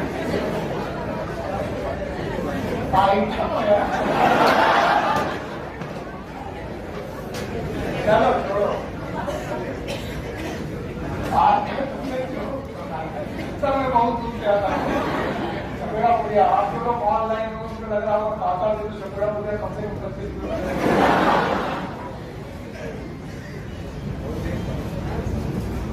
हाँ भाई, तो हम लोगों ने देखा कि जो एम्ब्रियो बन रहा है वो किस एंड पर बन रहा है? माइक्रोपाइलर एंड पे बन रहा है। और ये जो माइक्रोपाइलर एंड है ये एपिकल एंड है कि बेसल एंड? तो एपिकल एंड पर एम्ब्रियो बन रहा है। और इसे समझना बहुत जरूरी है कि एम्ब्रियो कैसे बनता है। एम्ब्रियो बनने के लिए दो ही प्रोसेस है, पहला दूसरा सेल। तो आइए मैं एम्ब्रियो में सेल डिवीजन और सेल डिफरेंशिएशन दिखाने की कोशिश करता हूं। मैं डायग्राम बना रहने दूंगा क्योंकि एक बेसिक क्वेश्चन है जिसको तुम गलत करोगे और जब तक ये डायग्राम नहीं होगा दिखाई नहीं पड़ेगा। होता क्या है कि जो जाइगोट है इट इज 2 इस जाइगोट में पहला डिवीजन होता है that you may can call it cleavage शब्द एनिमल के लिए बेटर। यहां पर क्लीवेज की बजाय मैं सेल डिवीजन बोल रहा हूं। पहला सेल डिवीजन होते ही ये सेल 1 से 2 कोशिकाओं में बन जाती है, यानी जो सिंगल सेल थी ये डबल सेल बन जाती है फर्स्ट डिवीजन की वजह से। हमें मालूम है ये सेल डिवीजन मियोसिस होगा कि माइटोसिस। और ऐसे एम्ब्रियो को हम लोग बोलते हैं प्रो एम्ब्रियो। बोलो क्या बोलेंगे? इस प्रो एम्ब्रियो में 2 सेल होती हैं। इस सेल का नाम है एपिकल सेल, ऊपर वाली सेल का नाम एपिकल सेल, और इस वाली सेल का नाम होता है बेसल सेल। तो नीचे वाली सेल का नाम बेसल सेल। हर साल जब मैं इसे एपिकल और इसे बेसल देखता था लोग गुस्सा आ जाते थे, पगला गए हो क्या, ऊपर वाली तो ये। तब उन्हें मैं बताने की कोशिश करता था कि इसको यहां देखने की कोशिश करिए, 1 सेल से 2 सेल बनी। बताओ ये वाली सेल, क्योंकि ये माइक्रोपाइलर पर है और माइक्रोपाइलर एंड इज एपेक्स और बेस।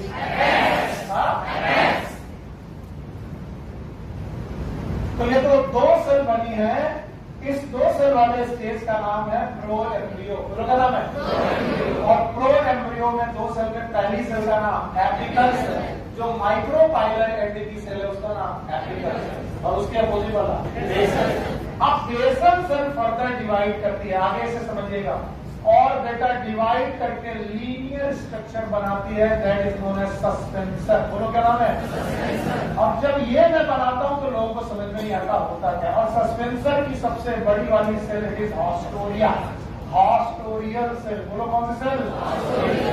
अब देखो सस्पेंसर का मतलब होता है कहीं लटकना। तो याद रखना, अब आपका एम्ब्रियो इस एंडोस्पर्म में सस्पेंड होना चाह रहा है, और सस्पेंड होना चाह रहा है, जिससे सस्पेंड होना चाह रहा है उसका नाम सस्पेंसर। और ये नरिशमेंट भी चाह रहा, क्या चाह रहा? और नरिशमेंट का मतलब है हॉस्टोरिया। हॉस्टोरिया से सक द नरिशमेंट, और ये नरिशमेंट किससे सक करेगी पता नहीं सर। बताओ ये कहां पर एंट्री मार गया? एंडोस्पर्म। यहाँ पर क्या था? क्या था? एंडोस्पर्म था। तो एम्ब्रियो का एक एंड कहां घुस गया? एंडोस्पर्म। और उसकी एक सेल का नाम हॉस्टोरिया। और क्या लेने लगी? नरिशमेंट। और नरिशमेंट लेकर के एपिकल सेल की तरफ पहुंचाने लगी, और एपिकल सेल भी डिवाइड होने लगी, और डिवाइड होकर ग्लोब लाइक हो गई। Globe like. So this globe-like embryo is known as globular embryo. बोलो क्या नाम है? Globular embryo को समझने के लिए आपको फुटबॉल दिमाग में लाना पड़ेगा। आया दिमाग में? फुटबॉल के हेक्सागोनल पेंटागोनल पैचेस दिमाग में लाओ। आए? वो पैचेस को सेल सोचो। क्या सोचो? सेल। तो बताओ सेल कहाँ पर है? सेंटर में कि पेरिफेरी? पेरिफेरी। और सेंटर में क्या है? कैविटी। बताओ वो हॉलो है कि solid? Hollow. Hollow embryo it is known as globular embryo. तो पहले बताओ क्या बना? ग्लोबुलर नहीं। और दूसरा एम्ब्रियो ग्लोबुलर। और ग्लोबुलर एम्ब्रियो साइज तब तक बढ़ाता रहेगा जब तक क्या मिलता रहेगा? और नरिशमेंट कहां से मिलेगा? और एंडोसोमल नरिशमेंट कौन सा करेगा? इसके थ्रू। और कहां पहुंचेगा? तो मैंने कहा था ना डेवलपिंग एम्ब्रियो क्या करेगा? एंडोस्पर्म को चेक करना चालू करेगा। बताया था? बताओ स्टेज का नाम पहले बोलो। जाइगोट से क्या बना? Pro embryo. और प्रो एम्ब्रियो से, और इस दौरान बेटा एंडोस्पर्म धीरे धीरे खत्म होने लगेगा। अगर धीरे धीरे एंडोस्पर्म खत्म होने लगेगा तो उसमें सस्पेंसर के साथ ग्लोबुलर एम्ब्रियो करने लगेगा टाइम। अगर आप इतना सीख गए हो तो इस डायग्राम की जरूरत पूरी हो गई। अब मैं इसको दोबारा दिखाऊंगा, आपको बहुत अच्छी तरीके से समझ में आएगा। देखो भाई बताओ, zygote NP2N, thank you very much. क्या ये जाइगोट है? बताइए ये किस एंड पर पड़ा है, चलेंसल की माइक्रोपाइलेट? इसका मतलब एम्ब्रियो भी किस एंड पर बनेगा? माइक्रोपाइलेट से एपिकल और बेसल? पहला सेल डिवीजन होगा, पहला सेल डिवीजन होगा। बताओ स्ट्रक्चर बनेगा, इस स्ट्रक्चर में 2 सेल होगी, इसका नाम प्रो एम्ब्रियो। इस पूरे एम्ब्रियो का नाम प्रो एम्ब्रियो होगा। प्रो एम्ब्रियो की 2 सेल होगी, ऊपर वाली फिर तो बोलो, और नीचे वाली एपिकल। वाई नीचे वाली एपिकल? क्योंकि ये किस एम्ब्रियो है? माइक्रोपाइलर। फिर बोलो, फिर से डिवीजन हो गए। और ऊपर वाली कोशिकाएं एक बेटा लीनियर स्ट्रैंड बनाएंगी। नाम बताओ। सस्पेंसर किसी को सस्पेंड करेगा, और ऊपर वाली सेल का नाम आस्टोरियल सेल। बोलो क्या नाम है? क्या अब आपको दिख रहा है वो जो यहाँ मैं नहीं दिखा पा रहा, वो दिख रहा है? आस्टोरियल सेल के साथ सस्पेंसर किसमें घुस गया? क्या लेने लगा? नरिशमेंट। और ये नरिशमेंट लेकर के नीचे पहुंचाने लगा। नीचे वाली कोशिकाएं से बिकम ग्लोबुलाइट। बोलो कैसा? और ग्लोबुलाइट्स वाले एम्ब्रियो का नाम बोलो ग्लोबुलर एम्ब्रियो। बोलो क्या नाम है? एनसीईआरटी में केवल इनके स्टेजेस लिखे हैं, तो बताओ जाइगोट के बाद पहला एम्ब्रियो, प्रो एम्ब्रियो के बाद ग्लोबुलर एम्ब्रियो, ग्लोबुलर एम्ब्रियो के बाद इस ग्लोबुलर एम्ब्रियो में सीरीज में ये रहा ग्लोबुलर एम्ब्रियो और ये रहा सस्पेंसर। धीरे धीरे सस्पेंसर छोटा होता जाएगा। क्यों? क्योंकि नरिशमेंट जो एंडोस्पर्म का है वो है कि खत्म होने लगा? खत्म होने लगा। जब नरिशमेंट खत्म होने लगा तो ये ग्लोबुलर एम्ब्रियो में इन्वेजिनेशन चालू हो गई। Just feel it. मान लो ये गुब्बारा है, तो इस गुब्बारे को तुम दबाने लगे, जैसे दबाने लगे ये दबने लगेगा लाइक दिस,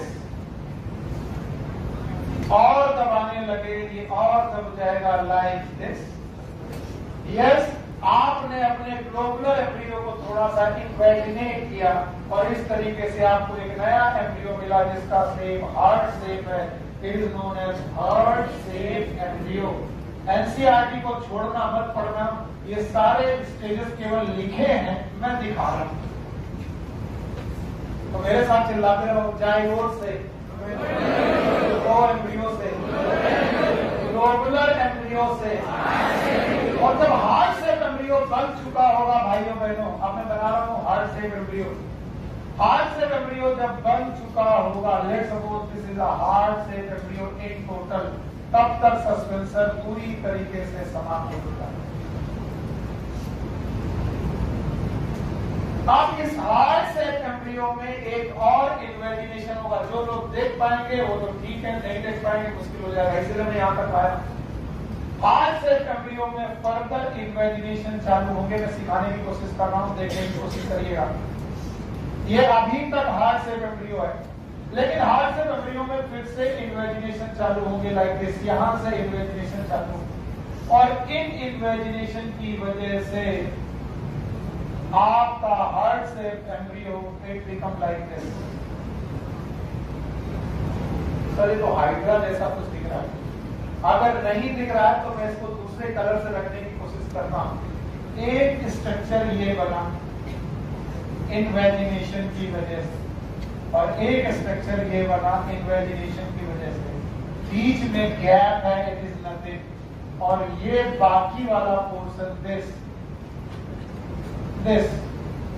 इस वाले पूरे पोर्शन का नाम है एम्ब्रियोनल एक्सिस। बोलो क्या नाम है? फिर से बोलो।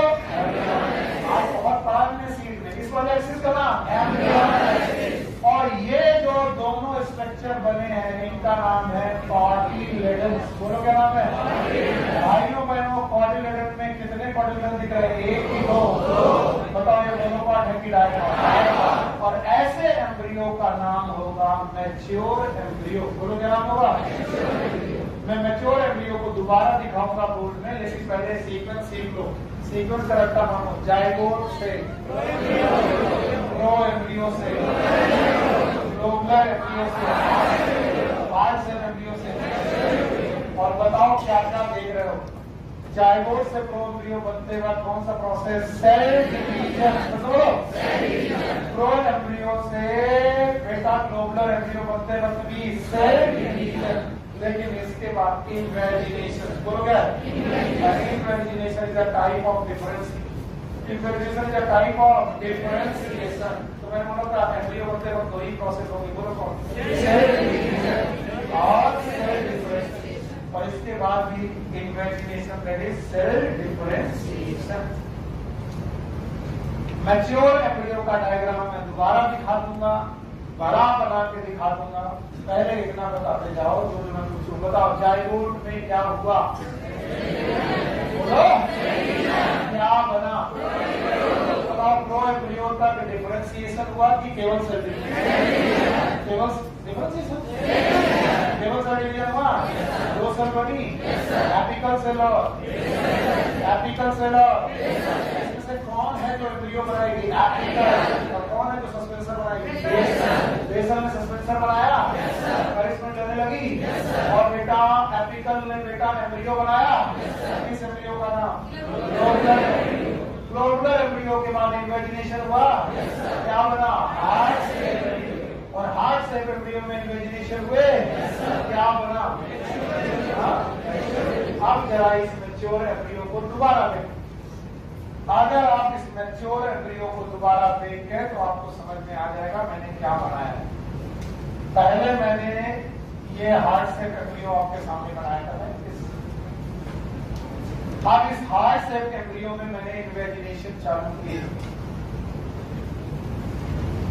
इन्वेजिनेशन जब चालू किए तो मैंने क्या किया दिखा रहा हूं।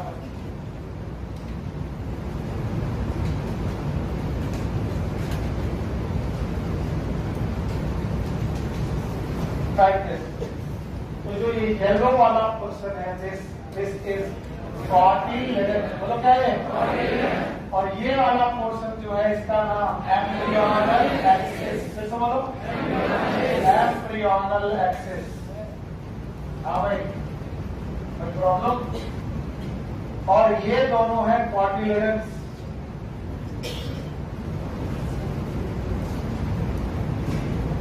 और चूंकि कॉटिलेडन दो है तो मोनोकॉट की डायकॉट। अच्छा, इस तरीके के स्ट्रक्चर में तो तुम कभी भी एपिकोटाइल हाइपोटाइल को समझ ही नहीं पाओगे। लेट्स सपोज मैं इसको सीधा करूं तो ये कुछ ऐसे दिखाई पड़ेगा। हाइड्रा मत समझिएगा बस, क्योंकि आप कुछ भी समझ सकते हो। वो हाइड्रा जैसा मैंने बनाया ही है और कुछ नहीं। मैं इन दोनों को सीधा कर रहा हूं। सीधा करने के बाद इन दोनों आर्म को मैंने अलग अलग कर दिया। बताओ ये दोनों क्या है? और ये एक्सिस का नाम क्या है? एम्ब्रियोनल एक्सिस है। और जब तुम्हें ये एम्ब्रियोनल एक्सिस दिखने लगेगी तो ये लेवल दिखेगा कॉटिलेडन का। बोलो क्या दिखेगा? तो कॉटिलेडन के ऊपर की एक्सिस बोलो एपिकोटाइल। बोल दे बेटा क्या है? Thank you very much. और नीचे वाली इट इज हाइपोकोटाइल। अभी मैं रियल वाले में दिखाऊंगा। और हाइपोकोटाइल का टर्मिनल पार्ट रेडिकल। बोलो क्या है? अच्छा बताओ, यहाँ पर टर्मिनल पार्ट याद रहेगा? इसमें रूट कौन बनेगा? रेडिकल। और इसके मतलब कैप होगी। नाम बताओ। आप देखो, इसको यहाँ पर देखने की कोशिश करो। बताइए यहाँ पर जो कैप होगी, नाम बताओ। रूट कैप होगी। बताओ इस एम्ब्रियोनल एक्सिस का ये वाला पोर्शन क्या कहलाएगा? हाइपोकोटाइल। तो क्या कहलाएगा? हाइपोकोटाइल। और ये वाला पोर्शन क्या कहलाएगा? रेडिकल। क्या कहलाएगा? Thank you very much. आज ही पढ़ाया और आज ही भूल कर। बताओ ये वाला पोर्शन क्या कहलाएगा? Thank you very much. तो अपनी बुक में देखेंगे और समझ में आएंगे। और ये वाला पोर्शन क्या कहलाएगा? क्या कहलाएगा? तो आप बताओ किसी भी मैच्योर एम्ब्रियो में क्या क्या मिलेगा? पता नहीं सर क्या पता नहीं।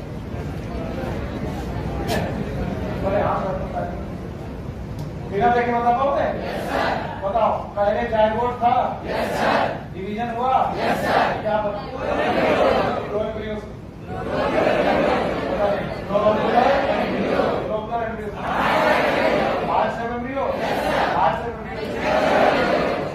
में क्या दिख रहा है? दिख रहा है।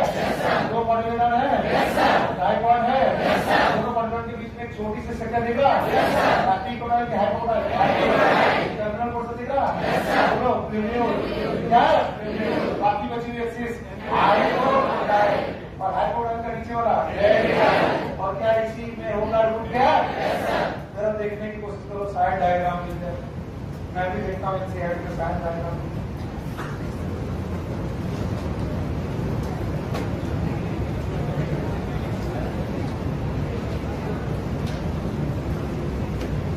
ये है heart shape embryo. Try to understand. बताइए जहां मैं रेड करूंगा ये वाला पोर्शन क्या ये कॉन्टिलेडन है? ये एक्सिस। अच्छा ये पोर्शन ये पोर्शन ये पोर्शन ये पोर्शन ये वाला अगर सस्पेंसर होता तो यही होता नहीं आया। आया। इसके पहले भी व्यवस्था देख लो, कहीं ऐसा ना हो कि सर समझ में नहीं आया। एम्ब्रियो फॉर्मेशन एम्ब्रियो क्या? अरे ये लिखा था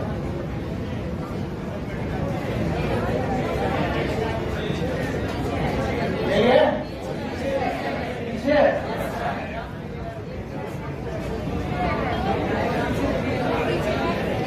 नहीं, मैं जो पढ़ाना चाह रहा हूँ मुझे मिल गया। मैं जो पढ़ाना चाह रहा हूँ मुझे मिल गया। तुम लोग क्या बोल रहे हो उससे क्या मतलब है? जाइगोट से क्या बनेगा? प्रो एम्ब्रियो से, ग्लोबुलर से, हार्ट शेप के बाद ये लिखा है, बना नहीं है। अब बना क्या वो दिखा दे रहे, बना भी है, परेशान। ये बताओ ये क्या है? ये अच्छा ये सस्पेंसर है, ग्लोबुलर है, ये बेटा सस्पेंसर है, ये बेटा हार्ट शेप है। हार्ट शेप के बाद ये वाला खत्म कर दो। ये दो कॉन्टिलेडन है, एम्ब्रियोनल एक्सिस है और यहाँ पर क्या होगा? एपिकोटाइल और यहाँ पर हाइपोटाइल। रेडिकल होगा, टैप होगी, टैप का नाम। अगर आप इतना भी बता देते हो तो बेटा मेरा काम बन जाता है कि भाई मैंने तो तुमको समझा दिया था। बताओ कितने इवेंट्स हैं? पहले प्रो एम्ब्रियो, फिर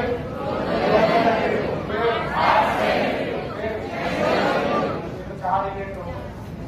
पहला स्टेप पे सेल डिवीजन होगा, फिर सेल डिवीजन होगा, फिर सेल डिवीजन के साथ डिफरेंशिएशन होगा, फिर डिफरेंशिएशन होगा, फिर मैच्योर एम्ब्रियो बनेगा और मैच्योर एम्ब्रियो में अभी उन्हें मोनोकॉट देगा कि डायकॉट। आप ध्यान से देखो, बोलते सर आपने डायकॉट दिखा दिया, मोनोकॉट एम्ब्रियो के बारे में तो कुछ बताया ही नहीं। तो मोनोकॉट एम्ब्रियो को भी सिखाइए। वैसे सुबह मैं पढ़ा चुका हूं मक्के का सीट बना करके, अभी फिर से पढ़। बोलते हैं मोनोकॉट एम्ब्रियो के भी initial development is same.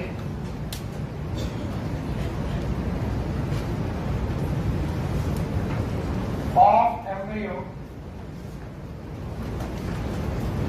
Is same as dicot.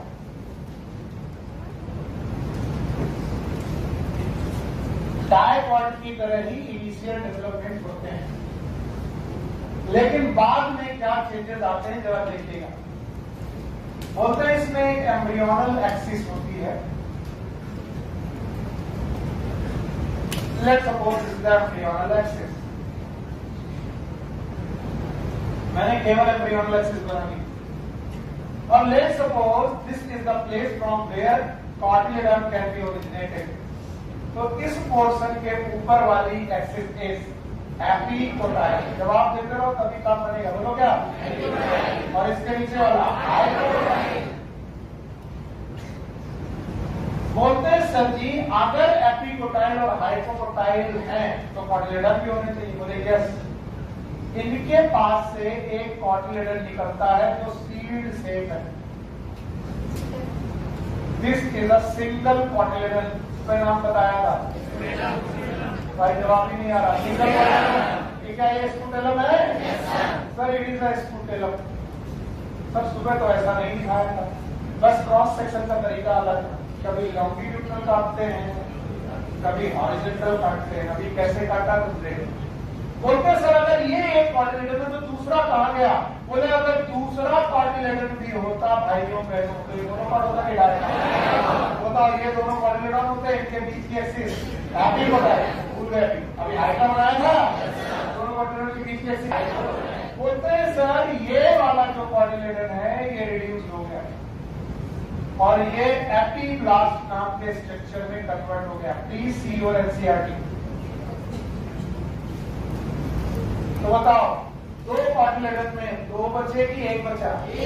और एक बचा तो डायकॉट की मोनोकॉट। बाकी एक्सिस का नाम एम्ब्रियोनल एक्सिस। सर तो घबराया मत करो, पढ़ना तुम्हारी जिंदगी है, मुंह मत बनाया करो। सर क्या पढ़ा?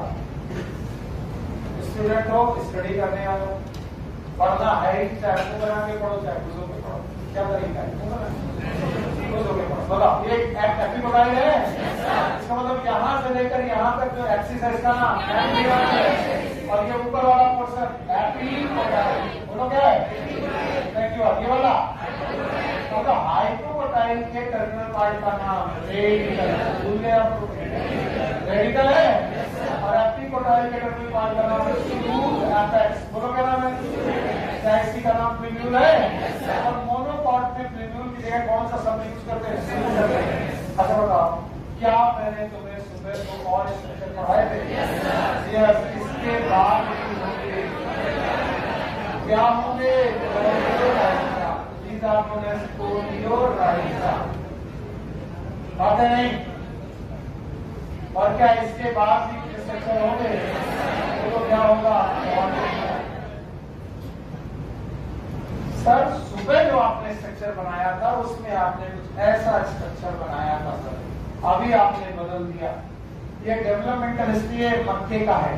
बताओ यहाँ पर कोई लेयर थी? क्या बताओ? एल्वेओल लेयर थी। इनका नाम क्या था? एंड्रोस्टर्म। क्या यहाँ पर एम्ब्रियोनल एक्सिस थी? बताओ ये वाला पोर्शन एपिकोटाइल, ये हाइपोटाइल। क्या यहाँ पर बेटा कोलियोटाइल था?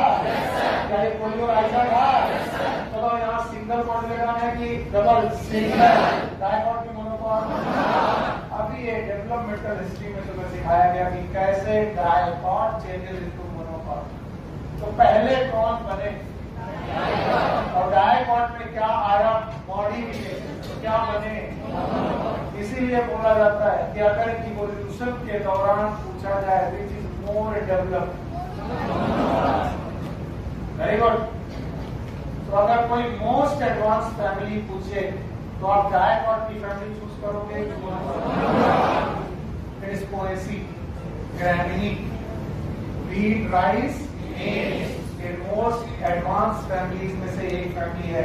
बिकॉज इवोल्यूशन के दौरान पहले कौन बना? बाद में। जो बाद में बनता है वो एडवांस होता है। कैसा होता है? एडवांस। हमारे बाद में जो ह्यूमन आएगा, होमो सैपियंस फ्यूचरिस्ट, वो हमारे से ज्यादा एडवांस होगा। क्या हम लोग एप के बाद आए हैं? क्या हम लोग निएंडरथाल क्रो-मैग्नेट के बाद आए हैं? तो हम ज्यादा एडवांस हैं? नहीं आ रहा? आ रहा है? तो जो बाद में आता है वो प्रिमिटिव के एडवांस। तो अब बताओ यहाँ के दोनों कॉटिलेडन में से एक कॉटिलेडन बचा किस रूप में? एपिब्लास्ट। और दूसरा किस फॉर्म में? स्पूटेलम। और इस तरीके से इसकी एक्सिस का नाम एम्ब्रियोनल एक्सिस। एम्ब्रियोनल एक्सिस का ऊपरी हिस्सा एपिकोटाइल। सुबह भी सिखाया था कॉटिलेडन के ऊपर, ऊपर मतलब एपी, कॉटिलेडन के नीचे, नीचे मतलब हाइपो। तो बताओ यहाँ से अगर कॉटिलेडन निकला तो ये वाला हिस्सा, ये वाला। अच्छा मैंने तो बड़े शान से लिख दिया कि epiblast is the remnant of cotyledon, but it is a controversial. बहुत सारी किताबें लिखती हैं, पता नहीं एपिब्लास्ट क्या है, लेकिन कुछ साइंटिस्ट मानते हैं कि epiblast is a remnant of cotyledon. कितने कॉटिलिडॉन हुआ करते थे?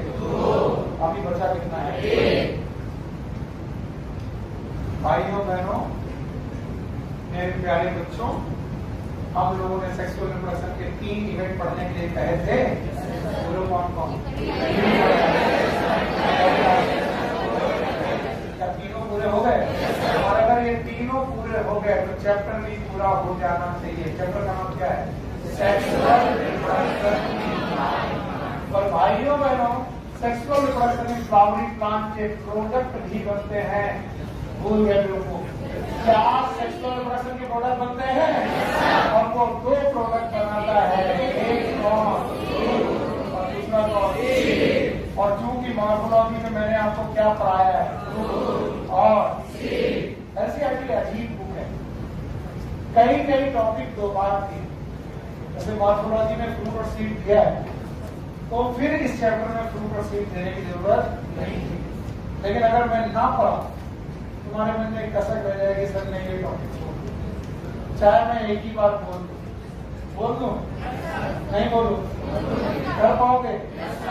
नहीं कर पाओगे। कुछ लोग को पता नहीं कैसे तुम्हारी। आप बताओ क्या टॉपिक में, अगला टॉपिक क्या लिखा है इसका? आज दोपहर वाला फिर से मैं वैसे ही सीट पढ़ाऊंगा। ऐसा तो नहीं है कि सीट पढ़ाते वक्त मैं दूसरा चीज पढ़ा दूंगा। What is seat? क्लास में कितने लोग नहीं थे? डरो मत, गुड, तो पढ़ाना पड़ेगा। और जिनकी आज पहली क्लास है, गुड, बहुत बढ़िया, लेट आए तो भैया पढ़ाना तो पड़ेगा, इससे बच नहीं सकते। किसी का पैसा लिया है, बाकी लोग बोर होंगे, लेकिन जाने में तुम गेट बंद करो। क्यों जाएगा? मम्मी कसम है। क्या अजीब बात है कि आज सुबह सीट पढ़ाया है और आज फिर से सीट आ गया। बड़ी सीट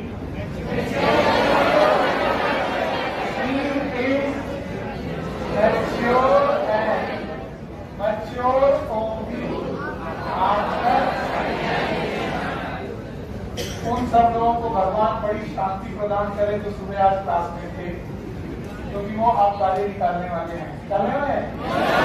गरीब आदमी गाली मत देना। तो हम ओव्यूज देखें तो सीट दिखाई पड़ेगा। कैसे तुम्हारे यस और नो में अंतर नहीं समझ में आ रहा है?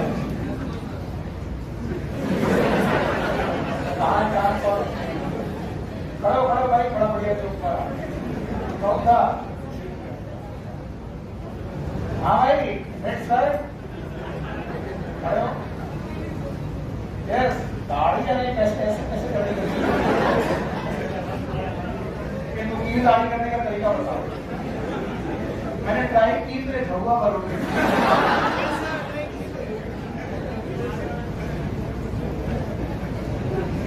बेटा इस क्लास में हम ही मजाक करने तो वैसे भी गड़बड़ हो जाएगा, क्लास खराब हो जाएगी। तुमने देखा होगा पिछले साल जब तुम एंजॉय करते हो, टीचर ज्यादा एंजॉय करने लगता है और इस चक्कर में बट्टा हम ही करते हैं।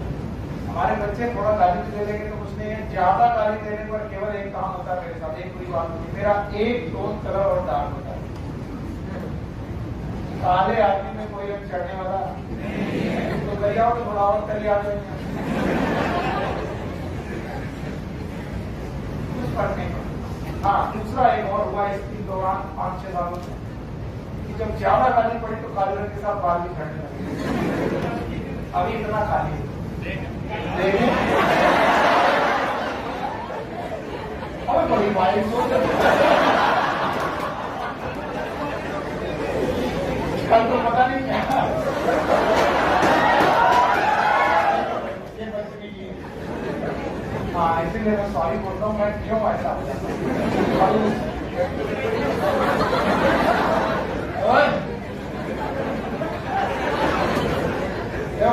के वाले में तो पढ़ने तो मजाक करने में बदतमीजी हो जाती है। तमीज कहेंगे बता दिया, कभी टकला आपकी देखा नहीं है?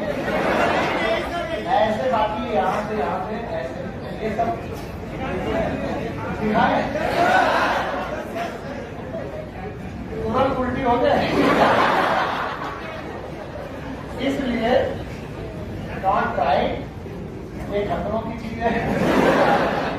आप इसे देखो, खुश हो गए।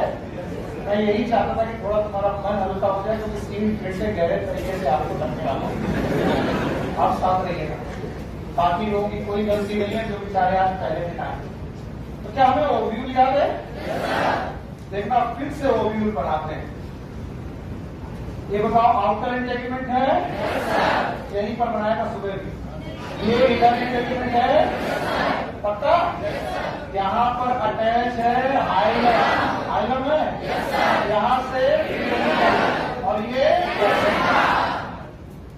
टाइम उतना ही लगना, लिख देते हैं। बोलो, ये कौन सा इंटेगमेंट?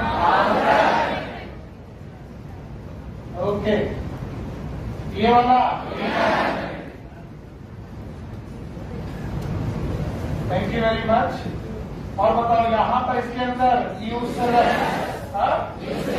अच्छा बच्चों, और फर्टिलाइजेशन हो चुका है, तो एम्ब्रियो सैक में क्या एंडोस्पर्म और एम्ब्रियो दोनों बच चुके होंगे?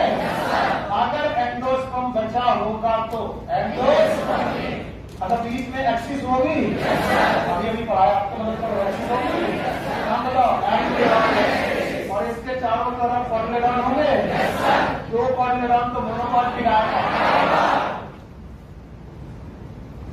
इसका नाम माइक्रोपाइल। सॉरी बेटा, जो लोग सुबह पढ़े उनको बिल्कुल मुश्किल पड़ रहा होगा, पर अब पूरा बनवाना। तो ये माइक्रोपाइल है। अब मैं इस ओव्यूल से क्या बनाने जा रहा हूँ? सीड। बोलो, seed is mature ovule after fertilization. चलो बनाओ। आउटर इंटेगमेंट से क्या बना? टेस्टा। टेस्टा, शाबाश, यहीं पर सुबह भी लिखा था, याद आया? और यहाँ पर मेम्ब्रेन बनी, इस मेम्ब्रेन का नाम टेगमेन।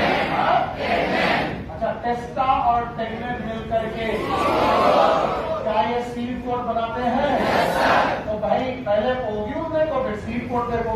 ओव्यूल के आउटर इंटेगमेंट, इनर इंटेगमेंट क्या बनाते हैं? टेस्टा एंड टेगमेन। आउटर इंटेगमेंट से टेस्टा, इनर इंटेगमेंट से टेगमेन। पक्का? बताओ, माइक्रोपाइल में ना तो आउटर इंटेगमेंट है, ना तो इनर, क्या यहाँ एक गैप छूट जाएगा? नाम बताओ। ये वही माइक्रोपाइल है जहां से कौन एंट्री मारा था? अभी इस माइक्रोपाइल से एयर एंट्री मारेगी और वाटर, एयर और वाटर। जब जर्मिनेट करेंगे तो यहां से एयर और वाटर एंट्री मारेगी। Outer integument टेस्टा, inner integument tegmen, दोनों मिलाकर सीड को। इसके बाद मिलता है न्यूक्लियस। क्या होता है? मैंने सुबह कुछ लिखवाया था, याद है? न्यूक्लियस जनरली डीजनरेट हो जाता है। आप डीजनरेट हो जाता है क्योंकि नरिशमेंट प्रोवाइड करता है, लेकिन कुछ सीड्स में क्या न्यूक्लियस रिमेन बचा रहता है, और जो रिमेनिंग न्यूक्लियस है इसका नाम पेरिस्पर्म। बोलो, क्या है? पेरिस्पर्म के बारे में पूछा जाए, व्हाट इज पेरिस्पर्म, बता पाओगे? पीबीसी याद है? पी फॉर ब्लैक पेपर है, काली मिर्च में पाया जाता है। ये क्या है?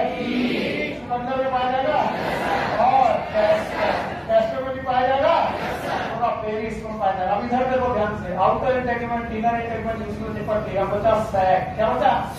और सैक के अंदर दो ही चीजें बची हैं, ये बोलो, एंडोस्पर्म। क्या बचा? और ये एम्ब्रियो। तो अगर एंडोस्पर्म प्रेजेंट है भाइयों बहनों, अगर एंडोस्पर्म प्रेजेंट है, मैंने सुबह में लिखाया था, एंडोस्पर्म में दो कंडीशन हो सकती है, अभी पढ़ाया था। या तो ये प्रेजेंट हो सकता है, नाम बताओ, जैसे बोलो, एंडोस्पर्मिक, एंडोस्पर्मिक सीड होगा, और अगर ये आपसे जुड़ा तो एंडोस्पर्मिक। जल्दी जल्दी निपटाते हैं। नॉन एंडोस्पर्मिक होगा? Thank you very much. आप बताओ, एंडोस्पर्मिक निपट गया, आउटर इनर न्यूक्लियस एंडोस्पर्म। आप बताओ क्या बचा? एम्ब्रियो। क्या बचा? और बताओ, एम्ब्रियो में आपको क्या क्या मिलेगा? जो जो मिलेगा वो बताते जाओ। क्या एक्सिस मिलेगी? एक्सिस का नाम क्या इसमें आपको क्वाड्रिलेटरल मिलेंगे? क्वाड्रिलेटरल मिलेंगे दो, तो मोनोकॉट की डायकॉट एक तो, और क्या यहाँ पर एक्सिस मिल सकती है? बताओ क्वाड्रिलेटरल के ऊपर वाली एपी, नीचे वाली, तो क्या ये भाई साहब क्वाड्रिलेटरल है? और क्वाड्रिलेटरल के अलावा क्या ये वाला स्ट्रक्चर एक्सिस है? एक्सिस का नाम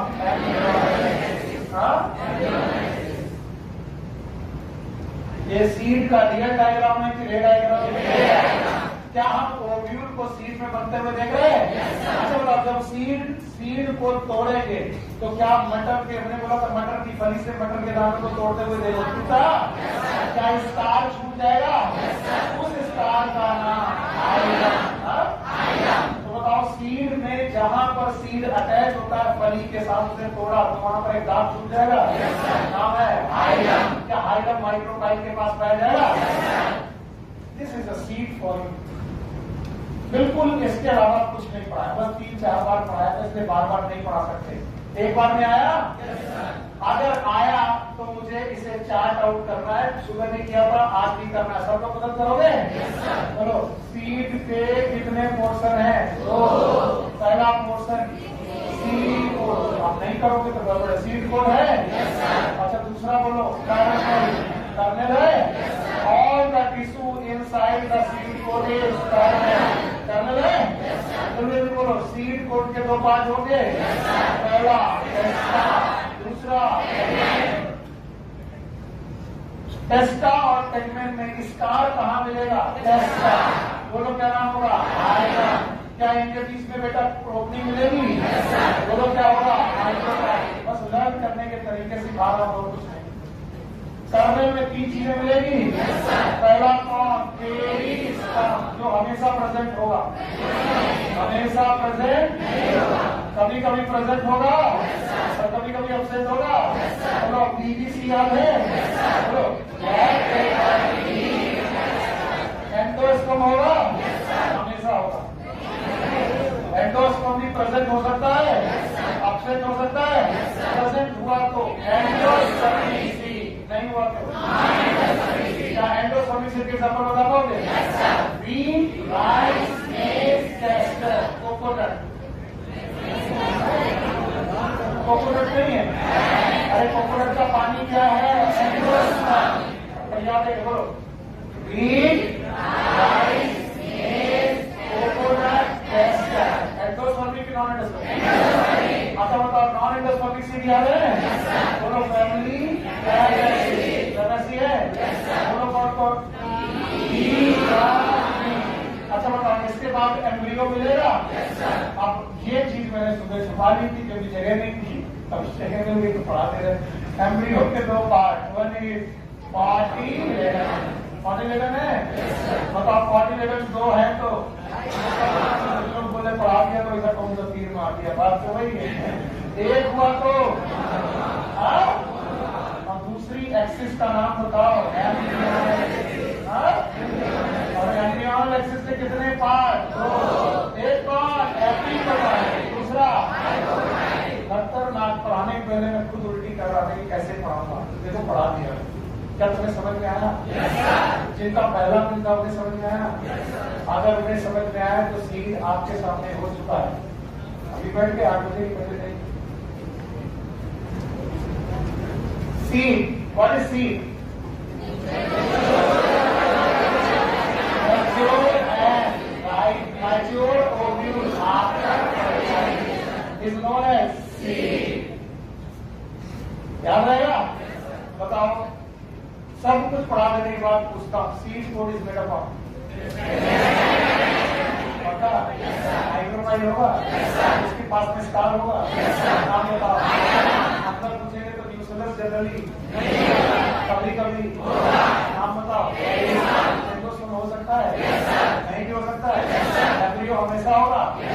तो सर 2 मॉडल में तो एक है तो एक्सिस होगी, एम्ब्रियोनल एक्सिस ऊपर वाला, नीचे वाला, नीचे वाला, पक्का? सब कुछ तो आता है। अब क्या जान लो, सीड हो गया, लेकिन सीड में बची हुई बातें जो आज नहीं पढ़ा। पहला पॉइंट, जब सीड बन जाता है तो ये दो प्रोसेस से गुजरता है। One is known as dehydration, ये सूखने लगता है, और डेसिकेशन।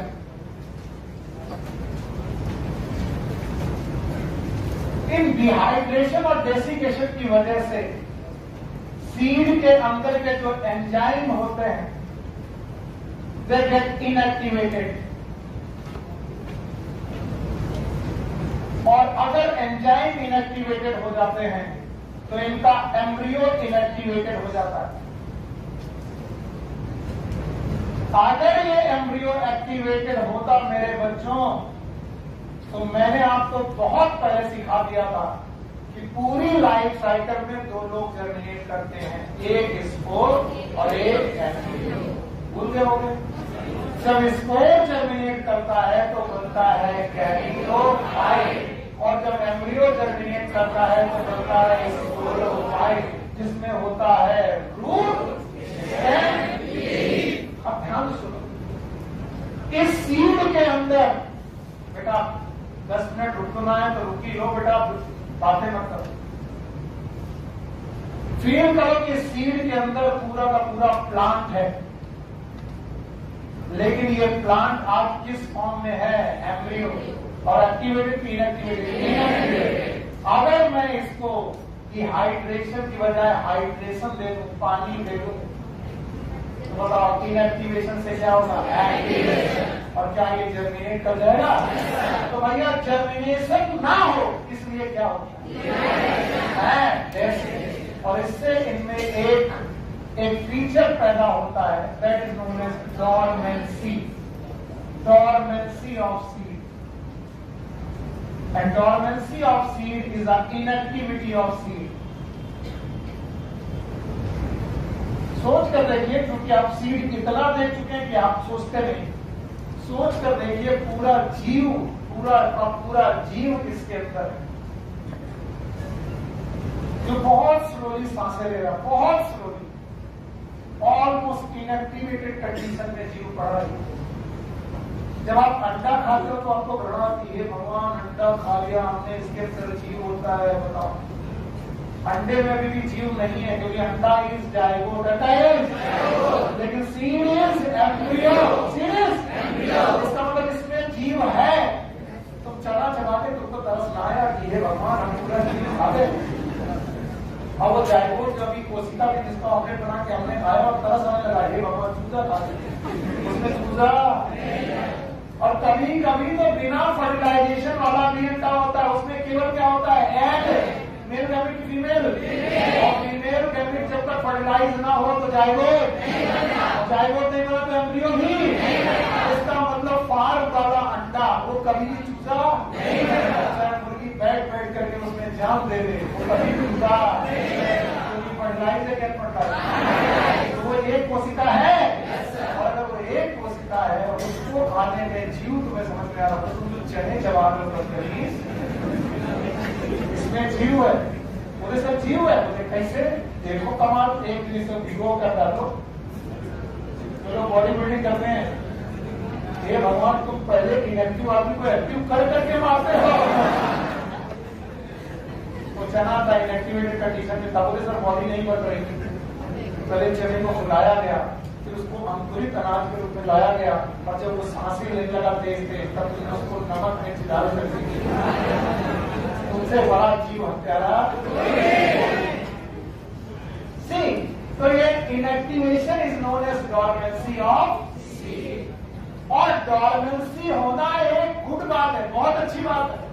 ये क्वेश्चन पूछा गया कि डॉर्मेंसी ना होती तो एक इनएक्टिविटी ना होती, और इनएक्टिविटी ना होती तो हम लोग सीड का स्टोरेज नहीं कर पाते, और अगर स्टोरेज नहीं कर पाते तो गेहूं को आटा बना पाते। इसका मतलब रोटियां नहीं, इसका मतलब गेहूं कहाँ उगता? खेत में, और वहीं खाना पड़ता। क्यों? घर तक ले गए तो एक्टिवेट हो जाएगा, और एक्टिवेट हो गया तो जम जाएगा, और जम जाएगा तो इसका स्टोरेज फूड हमारे काम नहीं आएगा। तो बताओ रोटी बनाने की बजाय सब्जी मिलेगी, वो भी बिना बनी हरी हरी। तो बोलते हैं dormancy is a good thing for nature, I don't know, but good thing for us. Why? क्योंकि इसी ने इससे क्या किया, स्टोर, और हम लोग अपने सीड को क्या कर पाए, स्टोर, और स्टोर कर पाए तो काम कर पाए। ये है सीड, अभी खत्म नहीं हुआ, अभी सीड खत्म नहीं हुआ। सीड की आखिरी बात जो इस एनसीईआरटी में लिखी है, फ्रूट उसके बाद पढ़ाऊंगा, आज नहीं कल। बोलते हैं सीड में होती है वायबिलिटी। वायबिलिटी का मतलब ये होता है जान होना। कोई वायबल है इसका मतलब वो जिंदा है कि मर गया? बताओ, सीड एक जिंदा चीज है कि मरी हुई चीज? जिंदा। कभी देखना है तो पानी डालो, खाद डालो, अच्छी हवा दो, खेत में डालो, बताओ इसमें से जीव निकलेगा?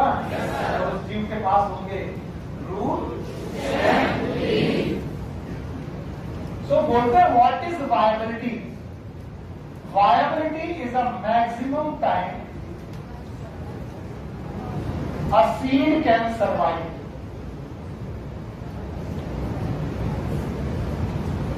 after dispersal। अब आप पूछेंगे सर डिस्पर्सल क्या होता है?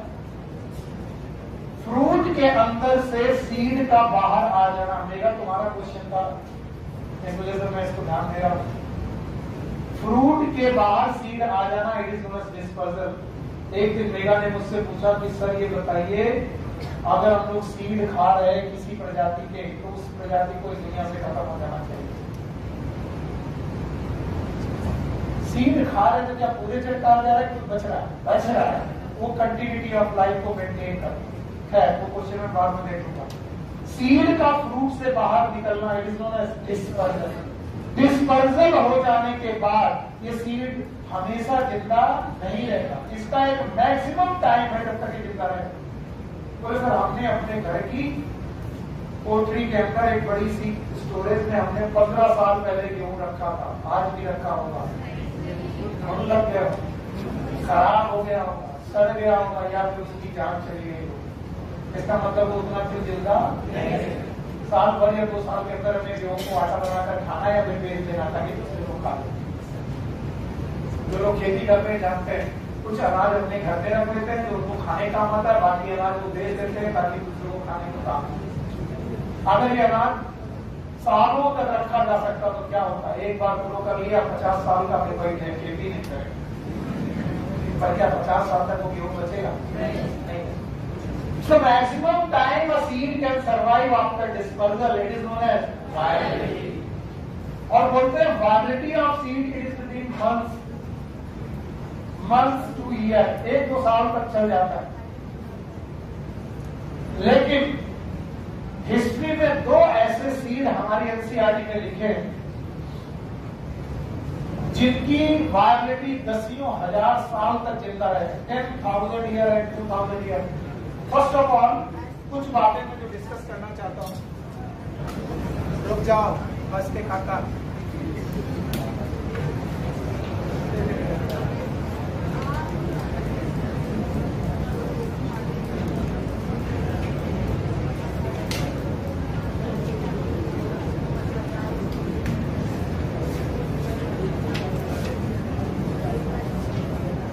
ओके तो बेटा पहले तो आप कुछ चीजें सीखो, वरना आप रट्टा मारोगे और मजा नहीं आएगा। पहली चीज ये है कि तुम अर्थ को देखते हो, अर्थ में इधर वाला कोण नॉर्थ की साउथ, और इधर वाला बीचों बीच में जो रेखा है वो इक्वेटर है, बोलो कौन सी?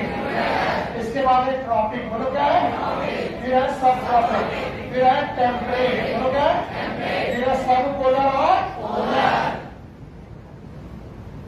सब पोलर और पोलर वाली, जो पोलर वाली वेजिटेशन है यानी पोल्स में पाई जाने वाली वनस्पति जो है, it is known as tundra. इस वनस्पति को हम लोग बोलते हैं टुंड्रा। और याद रखना, पोल्स ही अकेली ऐसी जगह है जहां पर साल भर आइस डिपॉजिट रहती है, पूरे साल आइस डिपॉजिट, चाहे नॉर्थ पोल हो चाहे नॉर्थ पोल वाले रीजन को हम लोग बोलते हैं आर्कटिक रीजन, बोलो कौन? And this is known as Antarctic, बोलो कौन सा है? and some type it is also known as alpine. बोलो क्या नाम है? alpine. So बोलते हैं कि आर्कटिक टुंड्रा में, आर्कटिक रीजन की टुंड्रा में, आर्कटिक रीजन मतलब नॉर्थ की साउथ, आर्कटिक मतलब बोलते हैं आर्कटिक टुंड्रा में एक सीड मिला और इस सीड का नाम था ल्यूपिनस आर्कटिक्टस, ल्यूपिनस आर्कटिक्टस। आज मैंने आपको एक ऑर्नामेंटल प्लांट पढ़ाया, फैमिली ट्री, एग्जाम्पल ल्यूपिन, वही ल्यूपिन का सीड मिला, Lupinus arcticus. Why it is known as arcticus? और ये ल्यूपिनस आर्कटिक्टस की आर्कटिक आइस में दबा हुआ था। आइस में दबा होना इसका मतलब क्रायो प्रिजर्वेशन। कैसा? ठंडी में प्रिजर्व करना। क्या चीजें प्रिजर्व रहेंगी? yes. और इस ल्यूपिनस आर्कटिक्टस को 10,000 साल पुराना माना गया by carbon dating and all dating, जो डेटिंग करने के तरीके हैं। तो बोले 10,000 साल से सीड यहाँ पड़ा हुआ था और जब हम लोगों ने सोचा कि ये मर गया होगा तो अजीब अचंभा मिला कि 10,000 साल बाद भी इसको ग्रो कराया गया तो ये ग्रो हो गया। इसका मतलब ये वायबल था कि बेटा डेड था? 10,000 सालों से पड़ा हुआ इस सीड का एग्जाम्पल कभी ना कभी पूछा जाएगा और आपकी बुक में दिया गया है। बताओ सीड का नाम? ल्यूपिनस आर्कटिक्टस। याद रहेगा? एक और सीड है, यही आखिरी टॉपिक है, फिर घर जाएंगे आप। एक राजा हुए किंग हेरोड। ऐसा माना जाता है काफी डरपोक राजा रहे। इन्होंने अपना महल, palace, that is king Herod palace, palace का मतलब महल, डेड सी के पास बनाया था। डेड सी, समुद्र के किनारे बनाया था। वो चाहते थे कि समुद्र की तरफ से तो कोई अटैक ना हो। ऐसा कहते हैं, हो सकता है जानकारी ठीक ना हो, गलत भी, ये कहानियां बनी बनाई थी उसने। तो हुआ क्या, वो डेड सी के पास उन्होंने अपना पैलेस बनाया था, किंग हेरोड पैलेस था। और इस पैलेस को उन्होंने खूब सजाया था और उसमें खूब डेट पाम के पौधे भी लगाए थे। एक बार सुनामी जैसा कुछ प्रकरण हुआ तो बताओ राजा बचे कि महल डूब गया?